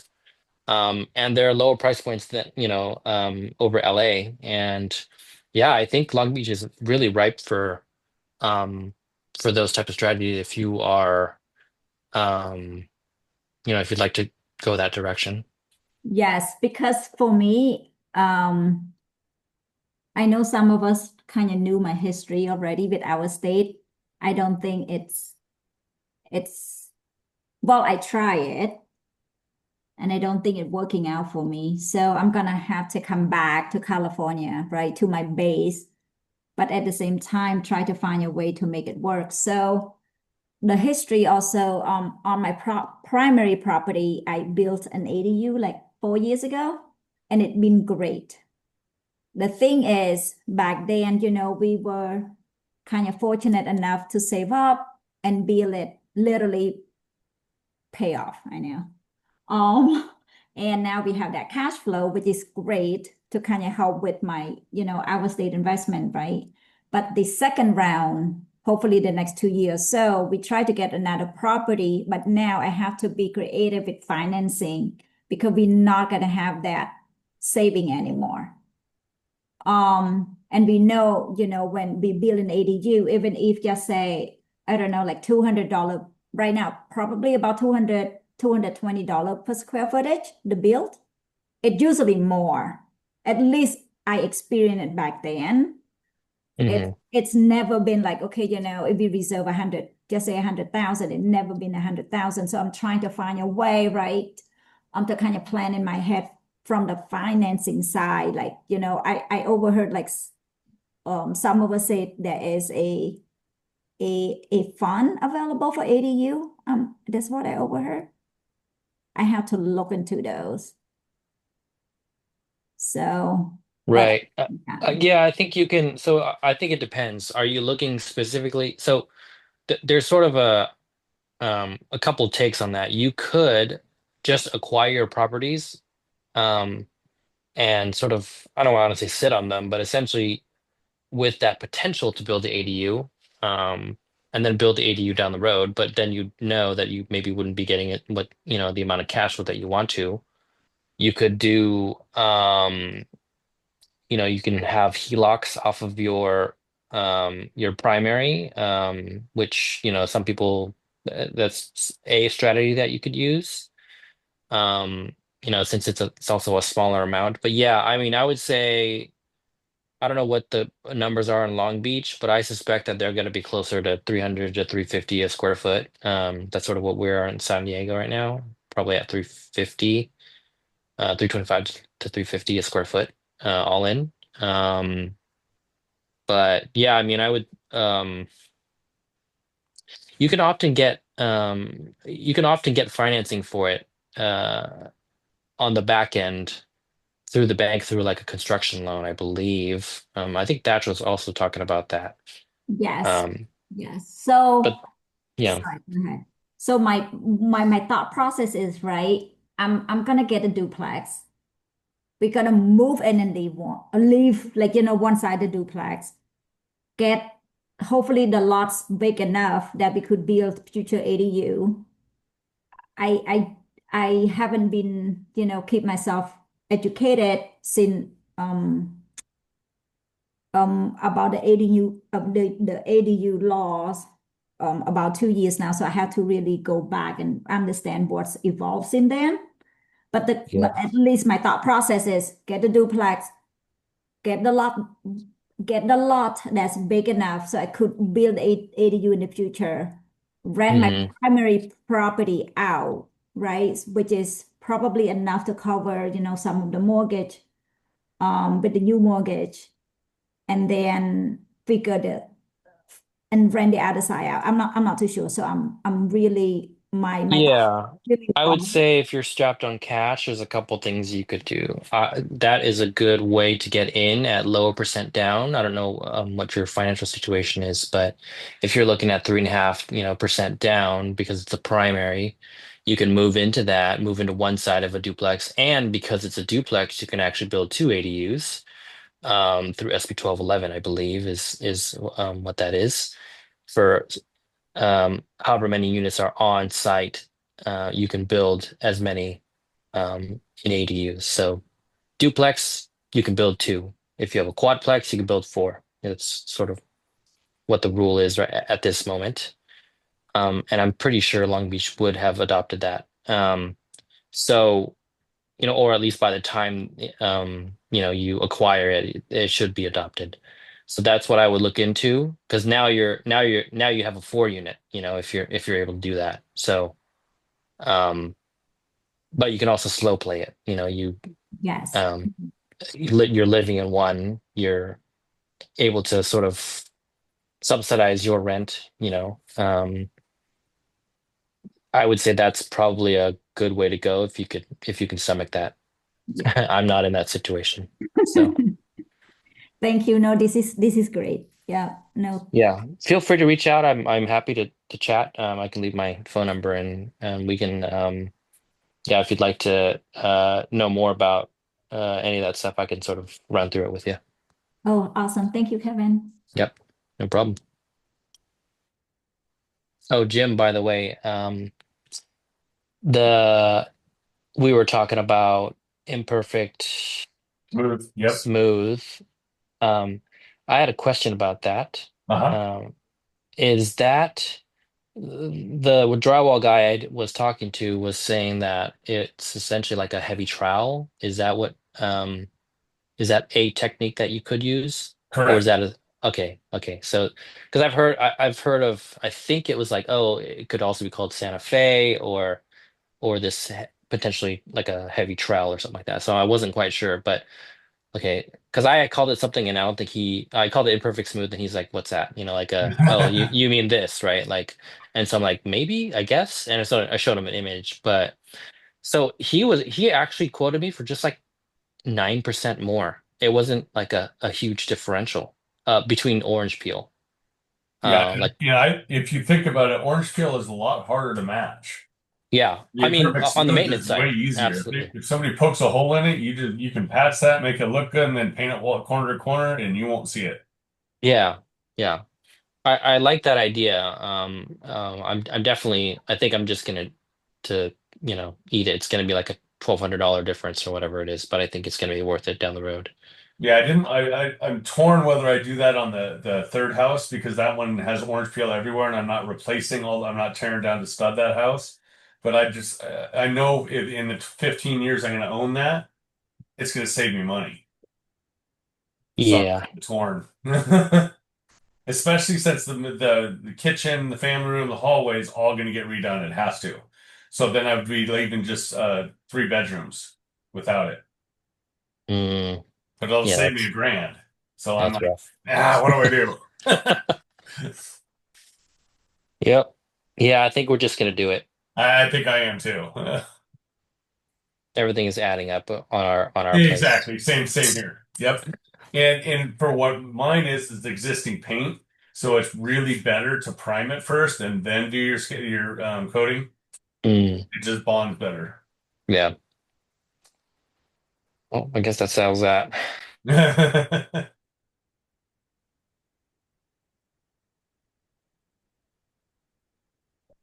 Yeah, they always did level 5 at a couple of commercial properties we used to do, and I had them change it, and it saves so much money because Yeah. they would just bang into the walls and everything else, and the smooth finish is just as hard, if not worse, to fix than an orange peel is Yeah. because you always see that bump. Yeah, I actually like the look of it. Yeah. Weathered. Lived That's in. Cool. Appreciate the tip for sure. Oh yeah, no, I'm trying to figure out what other name. And that's one of the biggest things I'm learning with this group and other groups I'm in. There are so many different names and different ways they do things in other states. It's crazy. Because I'm used to California. I haven't done anything in here. I've done a little bit in Nevada, but mostly California. And everything's totally different other places. Like I thought arc fault was just an any or electrical code. I didn't think you can not have to do it. The R-fold is, are you talking about the breakers? Yeah, that's breakers, correct. Yeah, I just changed the breakers in my house, one of the rentals, and they are required now to put R-fold in all of them. So that was a fortune. Not old. You cannot put them in old. Not all of them, not all of them. GFI as well. GFCI in a bathroom. But if you put GFSCI on in a an bathroom. existing circuit, it's going to trip. I guarantee it. Because back before they had arc faults, they shared neutrals with circuits. With an arc fault, you cannot share a neutral. Well, this was so. So let me ask you. So this was a new breaker. A new what? A new panel. A new panel. Doesn't matter if it's a new panel. If there's still existing circuits, you can't put arc fault in. If you're adding a circuit, you have to put arc fault in, but not in a bathroom. A bathroom is only required GFCI. Yeah. Yeah, you're right. I think I don't not necessarily know And if they try to make you do that, tell them no, because it doesn't work. I had to go back and forth with the inspector. He tried to make me change it in a place where we're at, and I had to go back and forth, keep resetting it. And then I changed it back to a regular breaker after he left. Well, so this is the code that the city now, like you're right, but Then my Yeah. electrician said this is the code now, and these things cost $60, $70 each. Oh, they're And I expensive. need like, oh yeah, and I need like, I spent a lot of money on that, and like, and but he's gonna go tomorrow's inspection, so we'll find out. I mean, so hopefully, but also we have started like all electric was done at the house, so all wiring was done recently. Well, So here's the stupid thing. would it still trip? If it's on an existing circuit, I'll bet you it trips. What do you mean? So what is the existing? What is the Existing circuit? circuit means you're not I adding don't new know. wire. Was it? If you're doing a bathroom and you're adding a whole new circuit back to the panel from the bathroom to there, first of all, that's GFCI. Let's say you're adding a circuit anywhere else. Any new circuit running a wire from the panel to wherever you're running to has to be arc fault. It means Any new one. if they left any old circuits, those typically wouldn't be able to have a arc fault because the wiring was different at that time. Yep. Hmm. And this Yeah. stupid thing that drives me nuts is air conditioners don't even use a neutral. They only use a ground. Too hot's in the ground.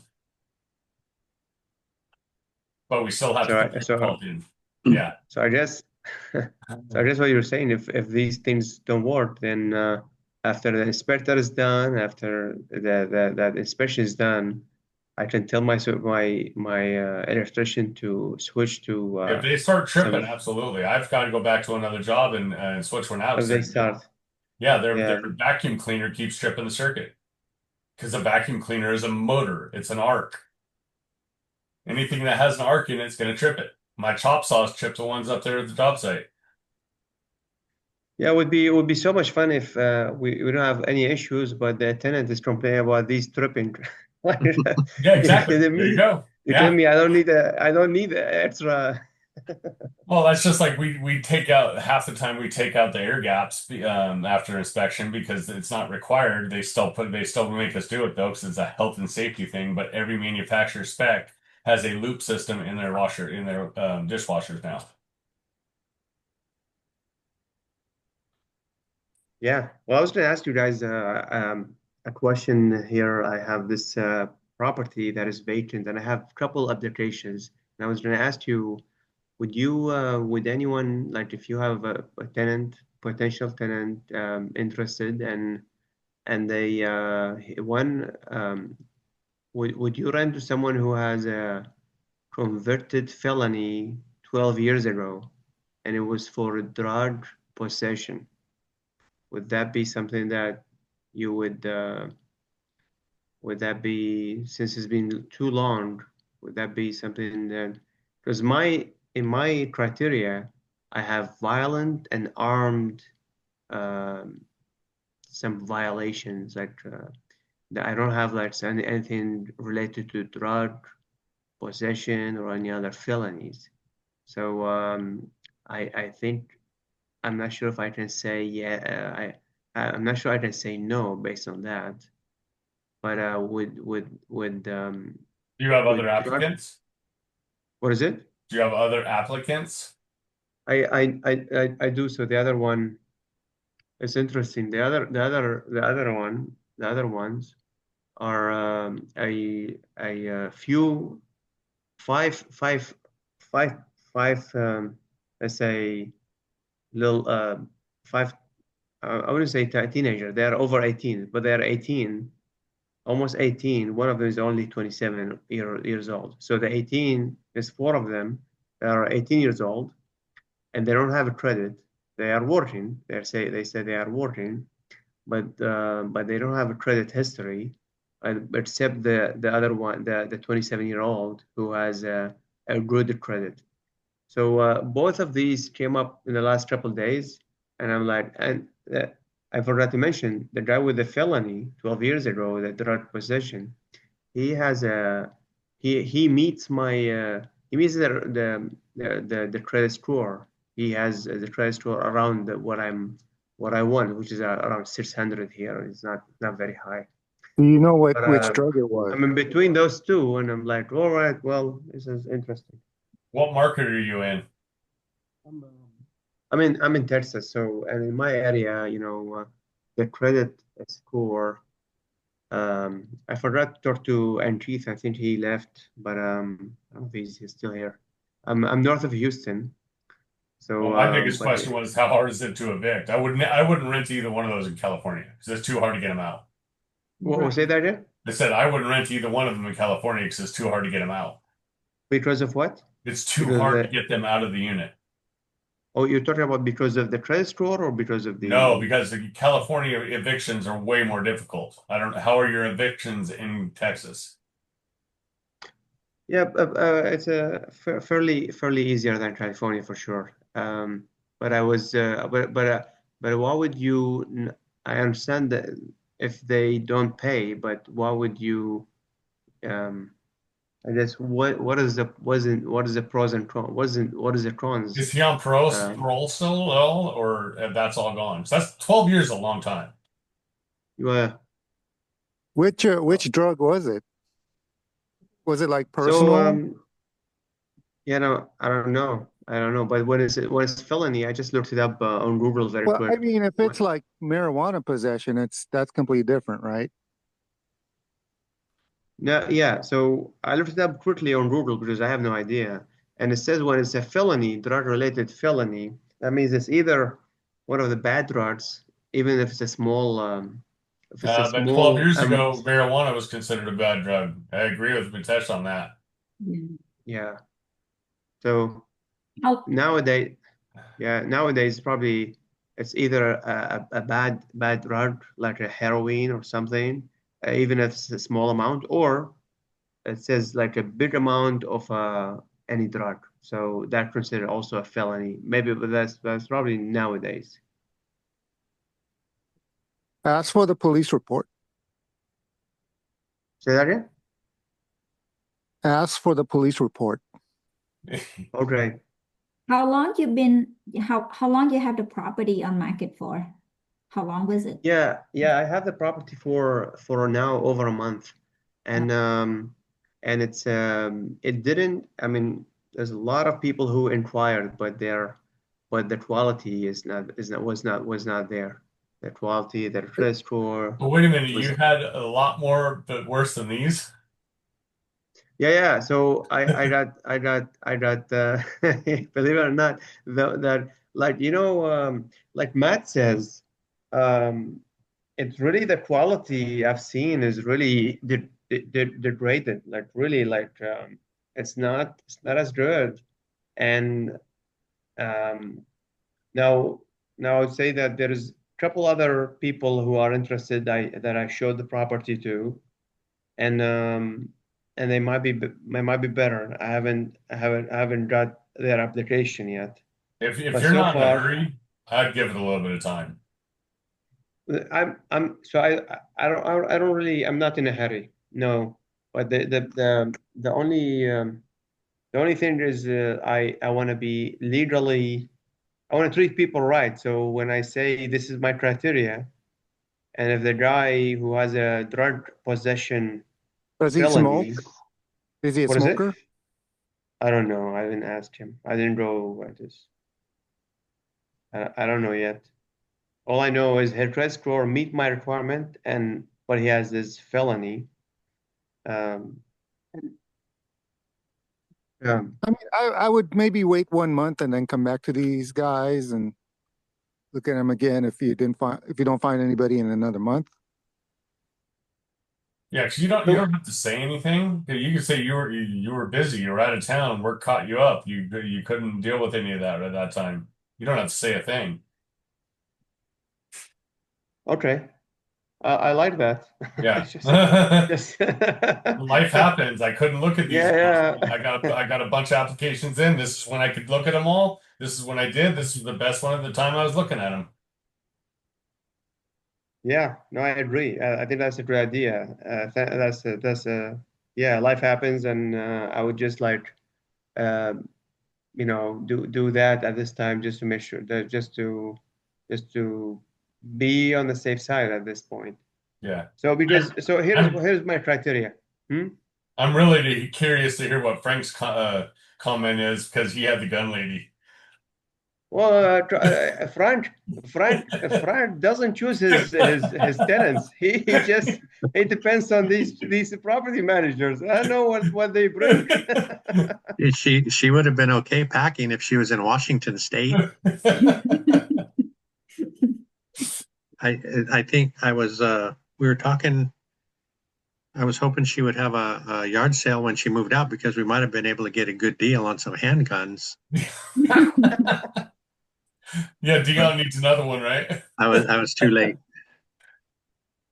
But I was gonna ask you guys, so would you put anything in your criteria, like a minimum criteria? Like in my case, I have applicant must not have any violent/armed crimes, and that's why do you guys have any other? Do you guys have this and any other wording when you have your requirements for potential tenants? I'm going to be using Or just- Hemlane, so I'm going to be bringing that question up to them when I actually put my listing out because I haven't done a listing yet. I've done the actual other part of it, but I've got to find out about that stuff because I'm gonna go through Hemlane, get their recommendations, and I'm going to have a local attorney take a look at it. Yeah, probably you will find out that Hemlane doesn't help you with that. Yeah, But I'm not sure. They'll help you with some of But it. I'm not sure. Yeah, I'm not sure. Because they'll probably will tell you to you define your criteria. No, You- they you put actually it- have lease agreements though that are vetted for They do. each- They do. Yeah. They do have these agreements, but not like criteria or requirements. But I'm not sure because I use Avail, so I'm not quite sure what Yeah, I'm not Hemlane either can. because I haven't done it yet. Yeah, they'll probably ask you to put your own application or what the question you want to ask, and then also the criteria you have for the applicants. So, Yeah, that's but they gonna have be they have leases. They have that's leases. going to be a ChatGPT. I spent like an hour and a half, Frank, yesterday after Dion's call on first time I've used ChatGPT. Oh, really? Yeah, Yeah, it's pretty amazing. But like he said, and even the basic stuff that I ask it, you can see where it pulls the data from yeah, and realize that you have to just double check it anyway. yeah. Because I basically asked it to create a listing and for what's to do around my area for my rentals, and I kept asking it. Oh, I think you can do better than that. And it actually came up with. So I kept copies of each one it did, and I'm going to meld them all together. Well, be careful because it will start arguing with you. I'll tell you, I'll tell you that my wife just built her resume and cover letter yesterday with ChatGPT, and within 1 hour. No, Nice. there's some power stuff there. Yeah. The main thing I usually use it for is to help me draw funny pictures of Mark.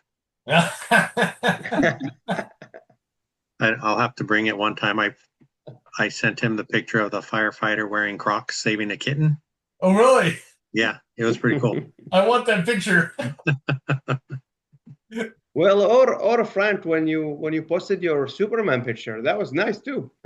It did a great job with that, huh? It made me look really good, I thought. I said, I want to look like that when I grow up. I want to make a picture like that. Hey, Ray's awful quiet tonight. Yeah, he is. I'm just listening in. I'm just listening in. Well, we're a little bit past our time. Do you guys have anything else you want to chat about? And I'm not sneaking off early just to avoid Mark. So, Hey, Frank, next year's going to be better. yeah, it has to be. I know. Yeah, well, we'll see. Okay. So how many Frank, how many properties do you have for lease right now? Right now we have 3. Wow, that's a lot. Yeah, that we had that conversation, me and Cody and Mikey, we were talking because since we got started investing again, we haven't had all of our properties full at one time. You know, last year we had the 3 in St. Louis that were vacant and everything else was full. So at least there's 7 at a time that are occupied because we have 10 total, but it doesn't make it easy. And I've been trying to get, do the HELOC on our primary, and that comes up because last year the 3 in St. Louis were vacant, so it hurt our debt to income ratio. And now this year the 3 are vacant, so they're telling me to wait until everything's full so they can get an accurate. Are you getting good candidates? Well, the 3 that are vacant right now are recently vacant. Like I said, the one was in Gary. That tenant moved out. She was on her way to eviction. She decided to move out on her own at the end of last month. So that one's being turned over. The gun lady did get evicted, and they're turning that one over. Should be ready this week. And then one of the people in the triplex moved out, and that one has a minimal turnover. Like I was saying, it's like less than $200. So we're hoping that all 3 of these will be rented within the next month before winter comes. Yeah, good luck. Be interesting to see what's out there. Yeah, like I said, we'll be writing a book. Frank, can I ask you a question? I used to follow a lot of what Millennial Mike was doing at Gary. Has anything like really turned around on with Gary as far as getting units rented out? With the new regulations with what is it called? Why am I spacing out here? Did you watch his new YouTube? No, I didn't catch it. Was he he's got a new updating? YouTube that talks about his first property. Oh, okay. He's how in 5 years he's basically doubled his money. Nice. Yeah, I think just on equity. some of the challenges that he has spoken of was it's easy to still find properties and do burrs and things like that, but it's finding quality tenants has been the challenge. And I think property management, we asked him for his thoughts on a new property manager because we were with one when we bought the turnkey, and they were okay, but they started failing after a while as far as I was concerned. And then we started with Angelo, and so far he's been doing great. The place was rented for $11.95.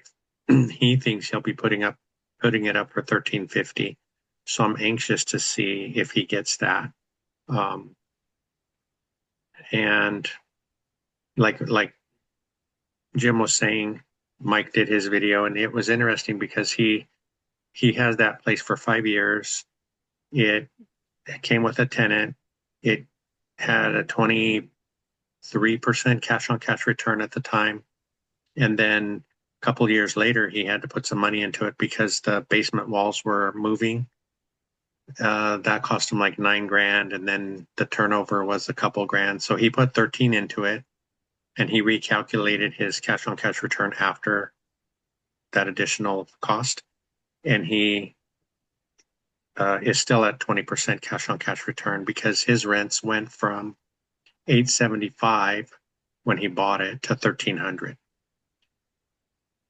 So I don't know if the area is really improving per se, but I think people are still doing fair there. I think Lindsay is one good example. But what's his name? Purchasing now, I've comped probably 30, 40 properties, and I can't get anything really to pencil that well. And I've had several meetings with Angelo. Yeah. I don't know if I would buy another one there, but even Matsky was saying that he was kind of sorry that everybody followed him there because he's moving out of the market now. Right. I'll still look at it, but I'm definitely going Pittsburgh first. Because I'll do a trial on anything. Because the amount of dollars is not that high. So you turn it, try to rent it out. If it doesn't work in a year, you sell it, and then you don't have the capital gains taxes. Just wait that year instead. Yeah, it definitely gives us options if we can hang on for a year or two. That's why someone asked me today about if I had considered selling anything just to kind of balance us out again. But the 3 of the properties are new and they're just, this is their first year being rented. So we want to see if they perform and how they perform. And if not, then we can make decisions later. But Sam, we were talking about Mark Matsky. He's the one that Millennial Mike followed to Gary. He was a big investor. Okay. I thought it's Mike. Okay. Yep. Thank you. I wish I could be a fly on the wall and Gary when the 3 of them are there. I did have a couple of things that came up. I would love you guys' opinion on. My Airbnb had a real weird situation. First time I've ever handled it. It's the one in Grand Rapids. One of my guests came over there, and as soon as they came in, the first thing they did was unplug the internet, which was really weird because, my internet has my fire alarms where it tells me smoke detectors and everything. It's connected to my door, my Schlage door, and my Ring alarms. So I was like, when it came off, all these items, even my thermostat came on and said, "Hey, we're disconnected." And I was just like, and I found it kind of strange. Now, the good news was her reviews were killer, right? It had like 17 reviews, all 5 stars. So the first thing I did was like hop onto Facebook and just kind of figure out if anybody else had had this type of issue before. And I think it was more in line of people's like maybe feeling like they want more privacy. You know what I'm saying? So I didn't really say anything. I kind of chopped it up as like a learning experience. My wife and I kind of discussed the issue and said, does this mean that we need to change where our internet is located? Because we didn't really like how that made us feel. I would at least put something in your and I haven't done an SDR thing yet, but put something in the operations that says, hey, the internet operates more than just cameras. It operates all this other stuff, so please do not unplug. Yep. That was the one that put that stuff into a closet with a lock on it.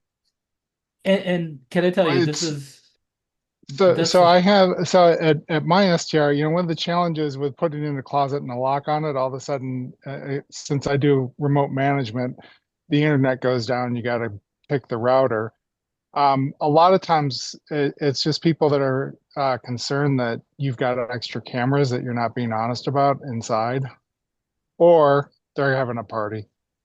Yeah. And that was our thing, but thank goodness the reviews were really good, so we felt pretty good. Like it was a mom and her husband, you know what I'm saying? Like it wasn't anything crazy. But I will tell you from our experience and what we chalked it up, we didn't mention anything to the guests. She ended up leaving and the house was in okay, like good condition, you know what I'm saying? I think what we're gonna do is I'm flying down in September to just visit and check out the property anyway. I think my idea is to lock it up into the cleaning room and then have a way to have a power off switch that if they need to reset it, there's like some kind of lock that they have to unlock and ask me for, and then they can reset the internet. But then they can't just go in there and unplug it for no reason, right? That was my thought. So they have these adapters where if it keeps pinging, and if it stops pinging, it'll turn off the power and turn the power back on the adapter. Oh, really?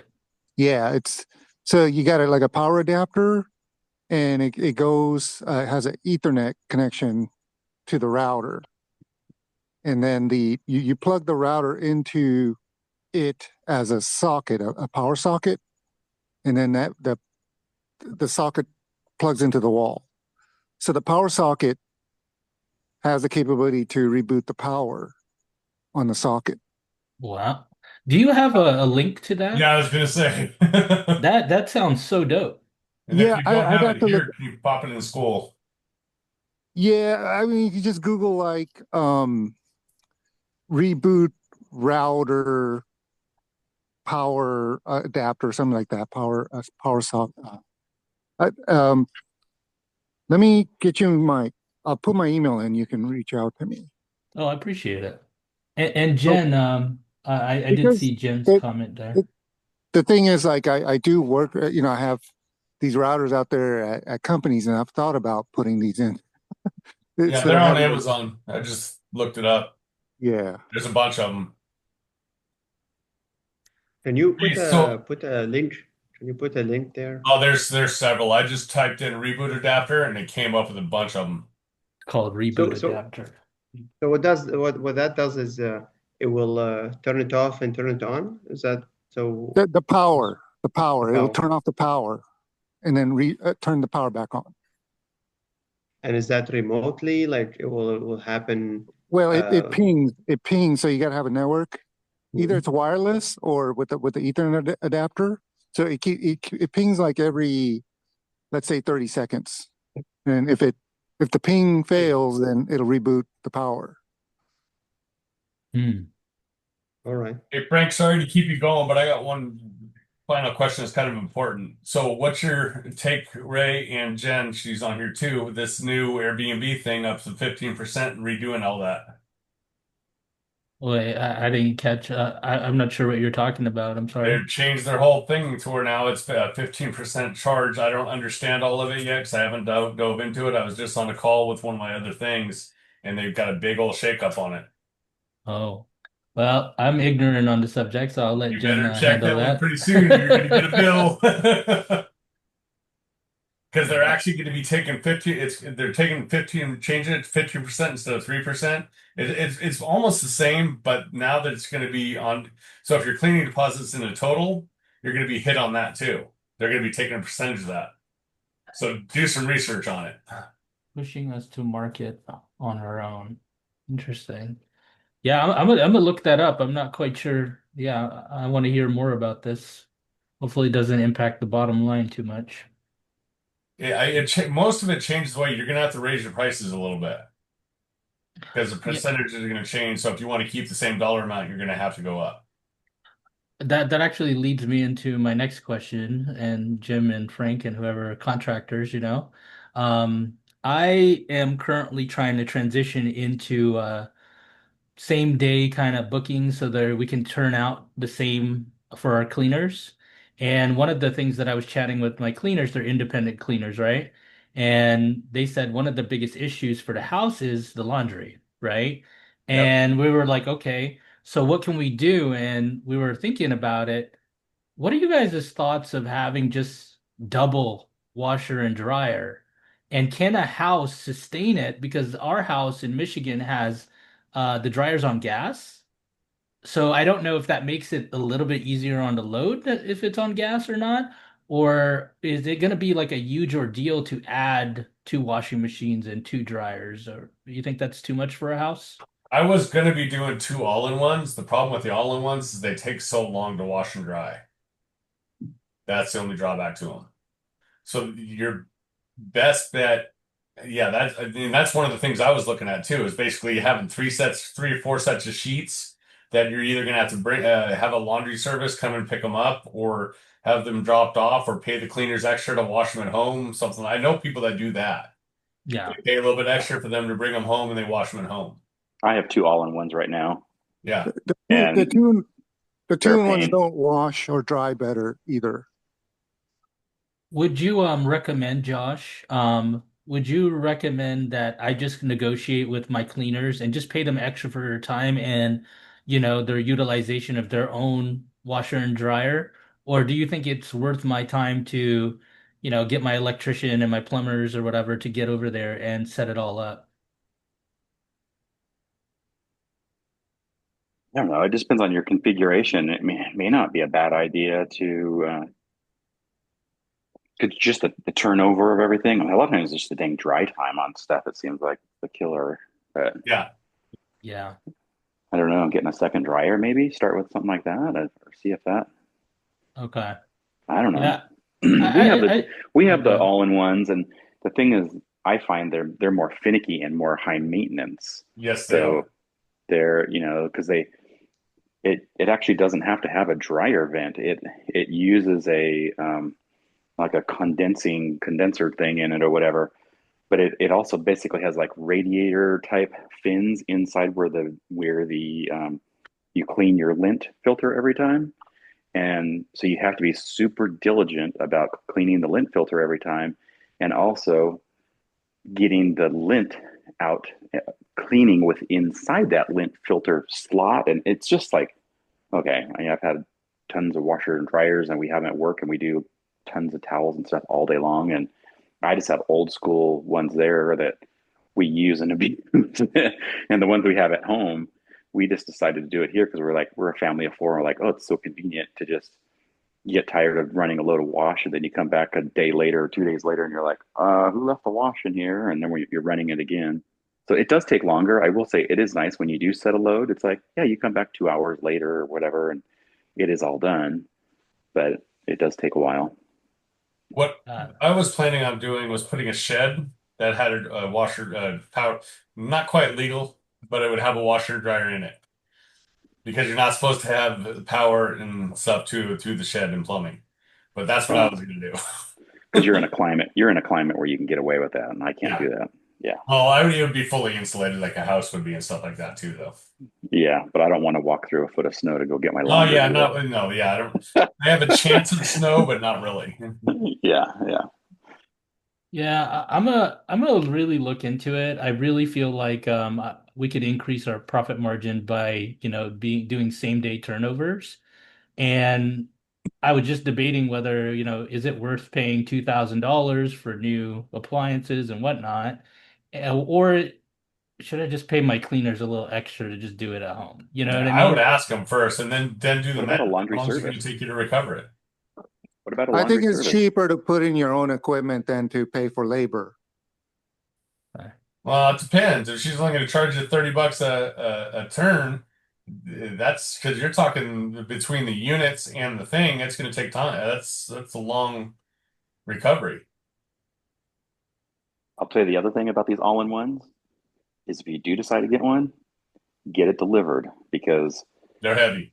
it was my son and I, it was all we could do on a dolly, a good hand truck to get it up the steps and into our front entry. We're off in our laundry rooms off of our front entry. And it was, I'll move refrigerators and appliances all day long. It's not a big deal for me, but those two machines to get them in there was a beast. I mean, they have such a big counterbalance or whatever they have in there. They weigh a ton. At least what brand did we get in? I can't remember now. I'll go look at them. Mm-hmm.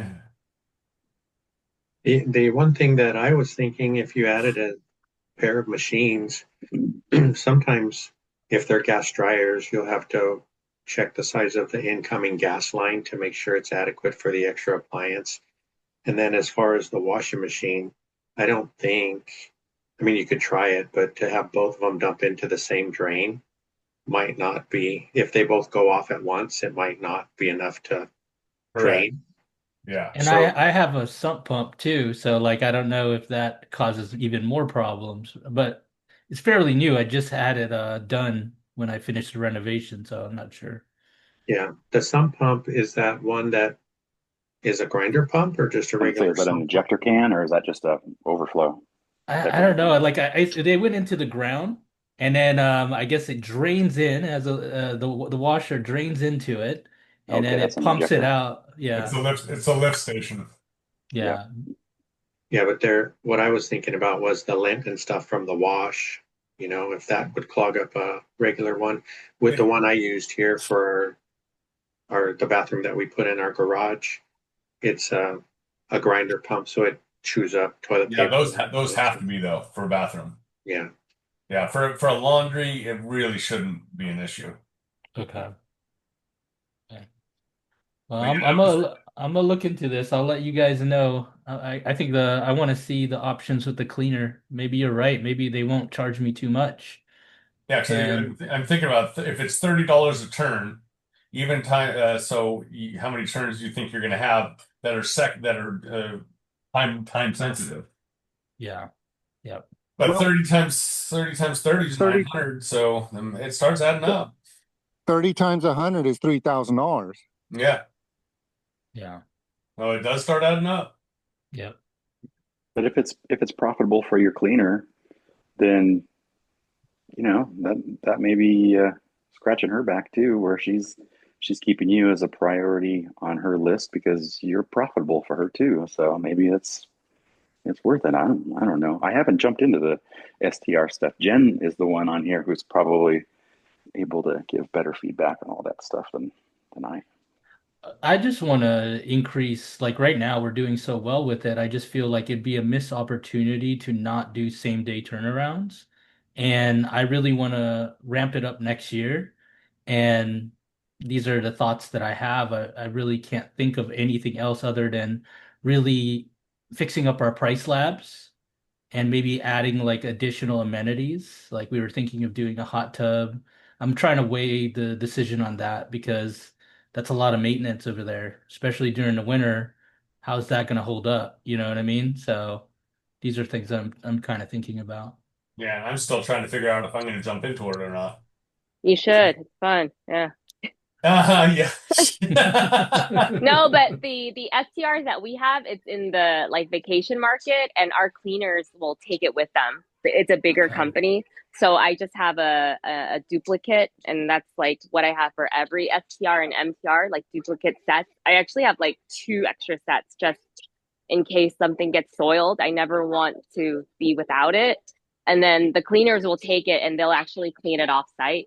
My MTR, she'll do it on site, and I usually don't have the same day turn. But when the cases that I do, so I haven't experienced what you're doing where you see a lot of same day. I usually don't get the same day, like there's a couple days gap. So then she's able to kind of do it on site. And then on those very specific instances where she can't, she'll bring it with her and then I'll pay her. I think I paid her like $25 last time. This is in Texas. But I haven't done it enough, that I feel like it's worth it for me to bring equipment. I mean, I bought a new washer and dryer. I got it delivered and installed, and then like a week after it didn't work, and that was a whole headache. So I don't know, just with equipment and failure, and then me being out of state, it's always been a pain to kind of get that fixed. Yeah.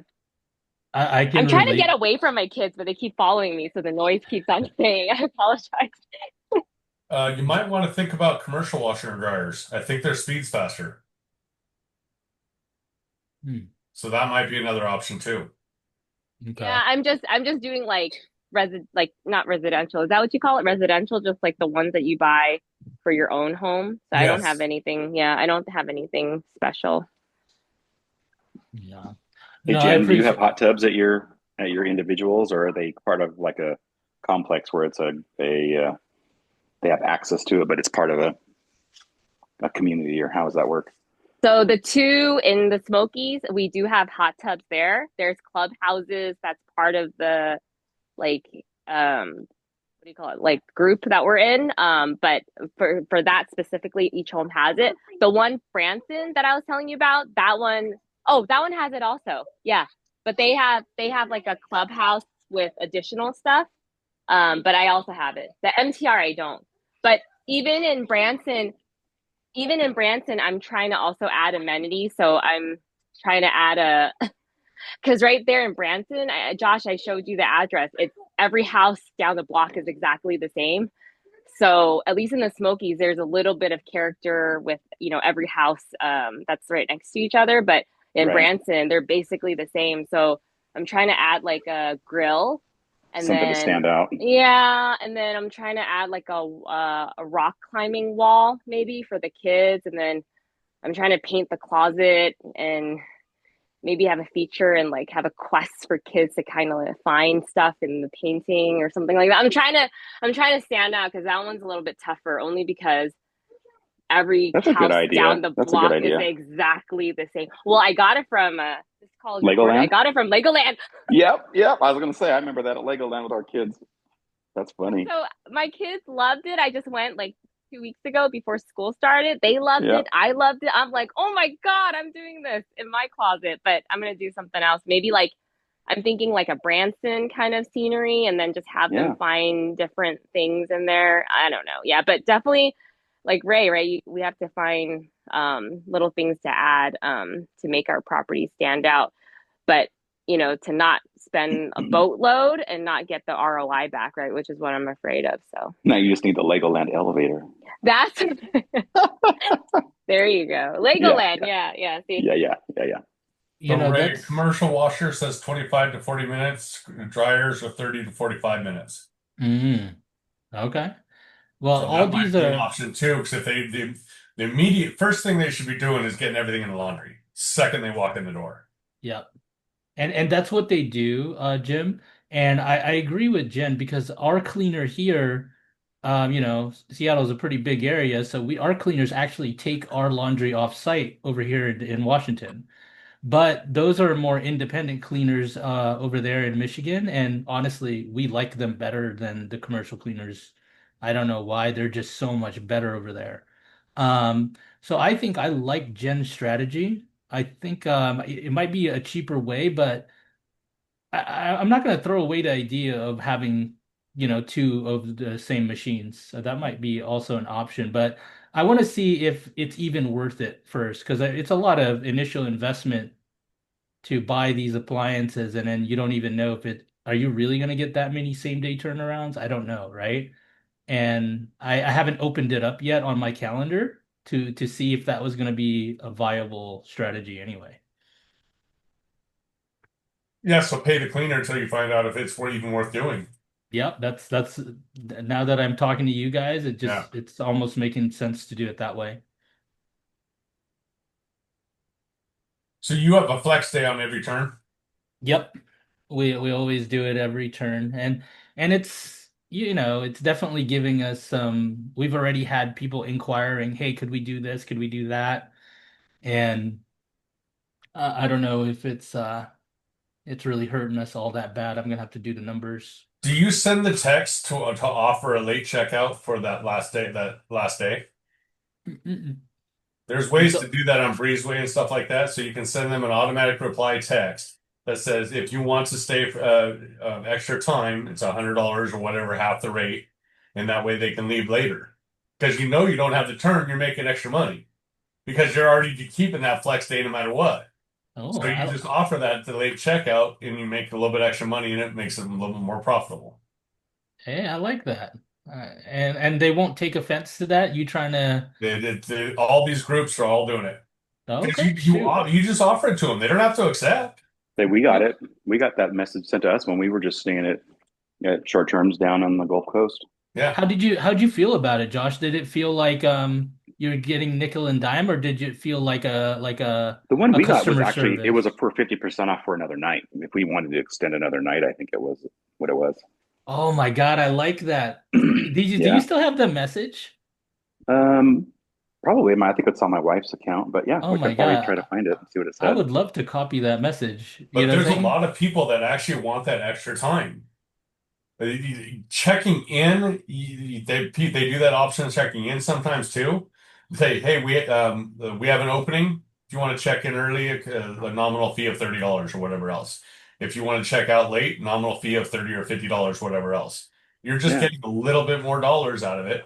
Or if you don't have a booking tight to mine, then hey, if you give me an extra night or whatever, then yeah.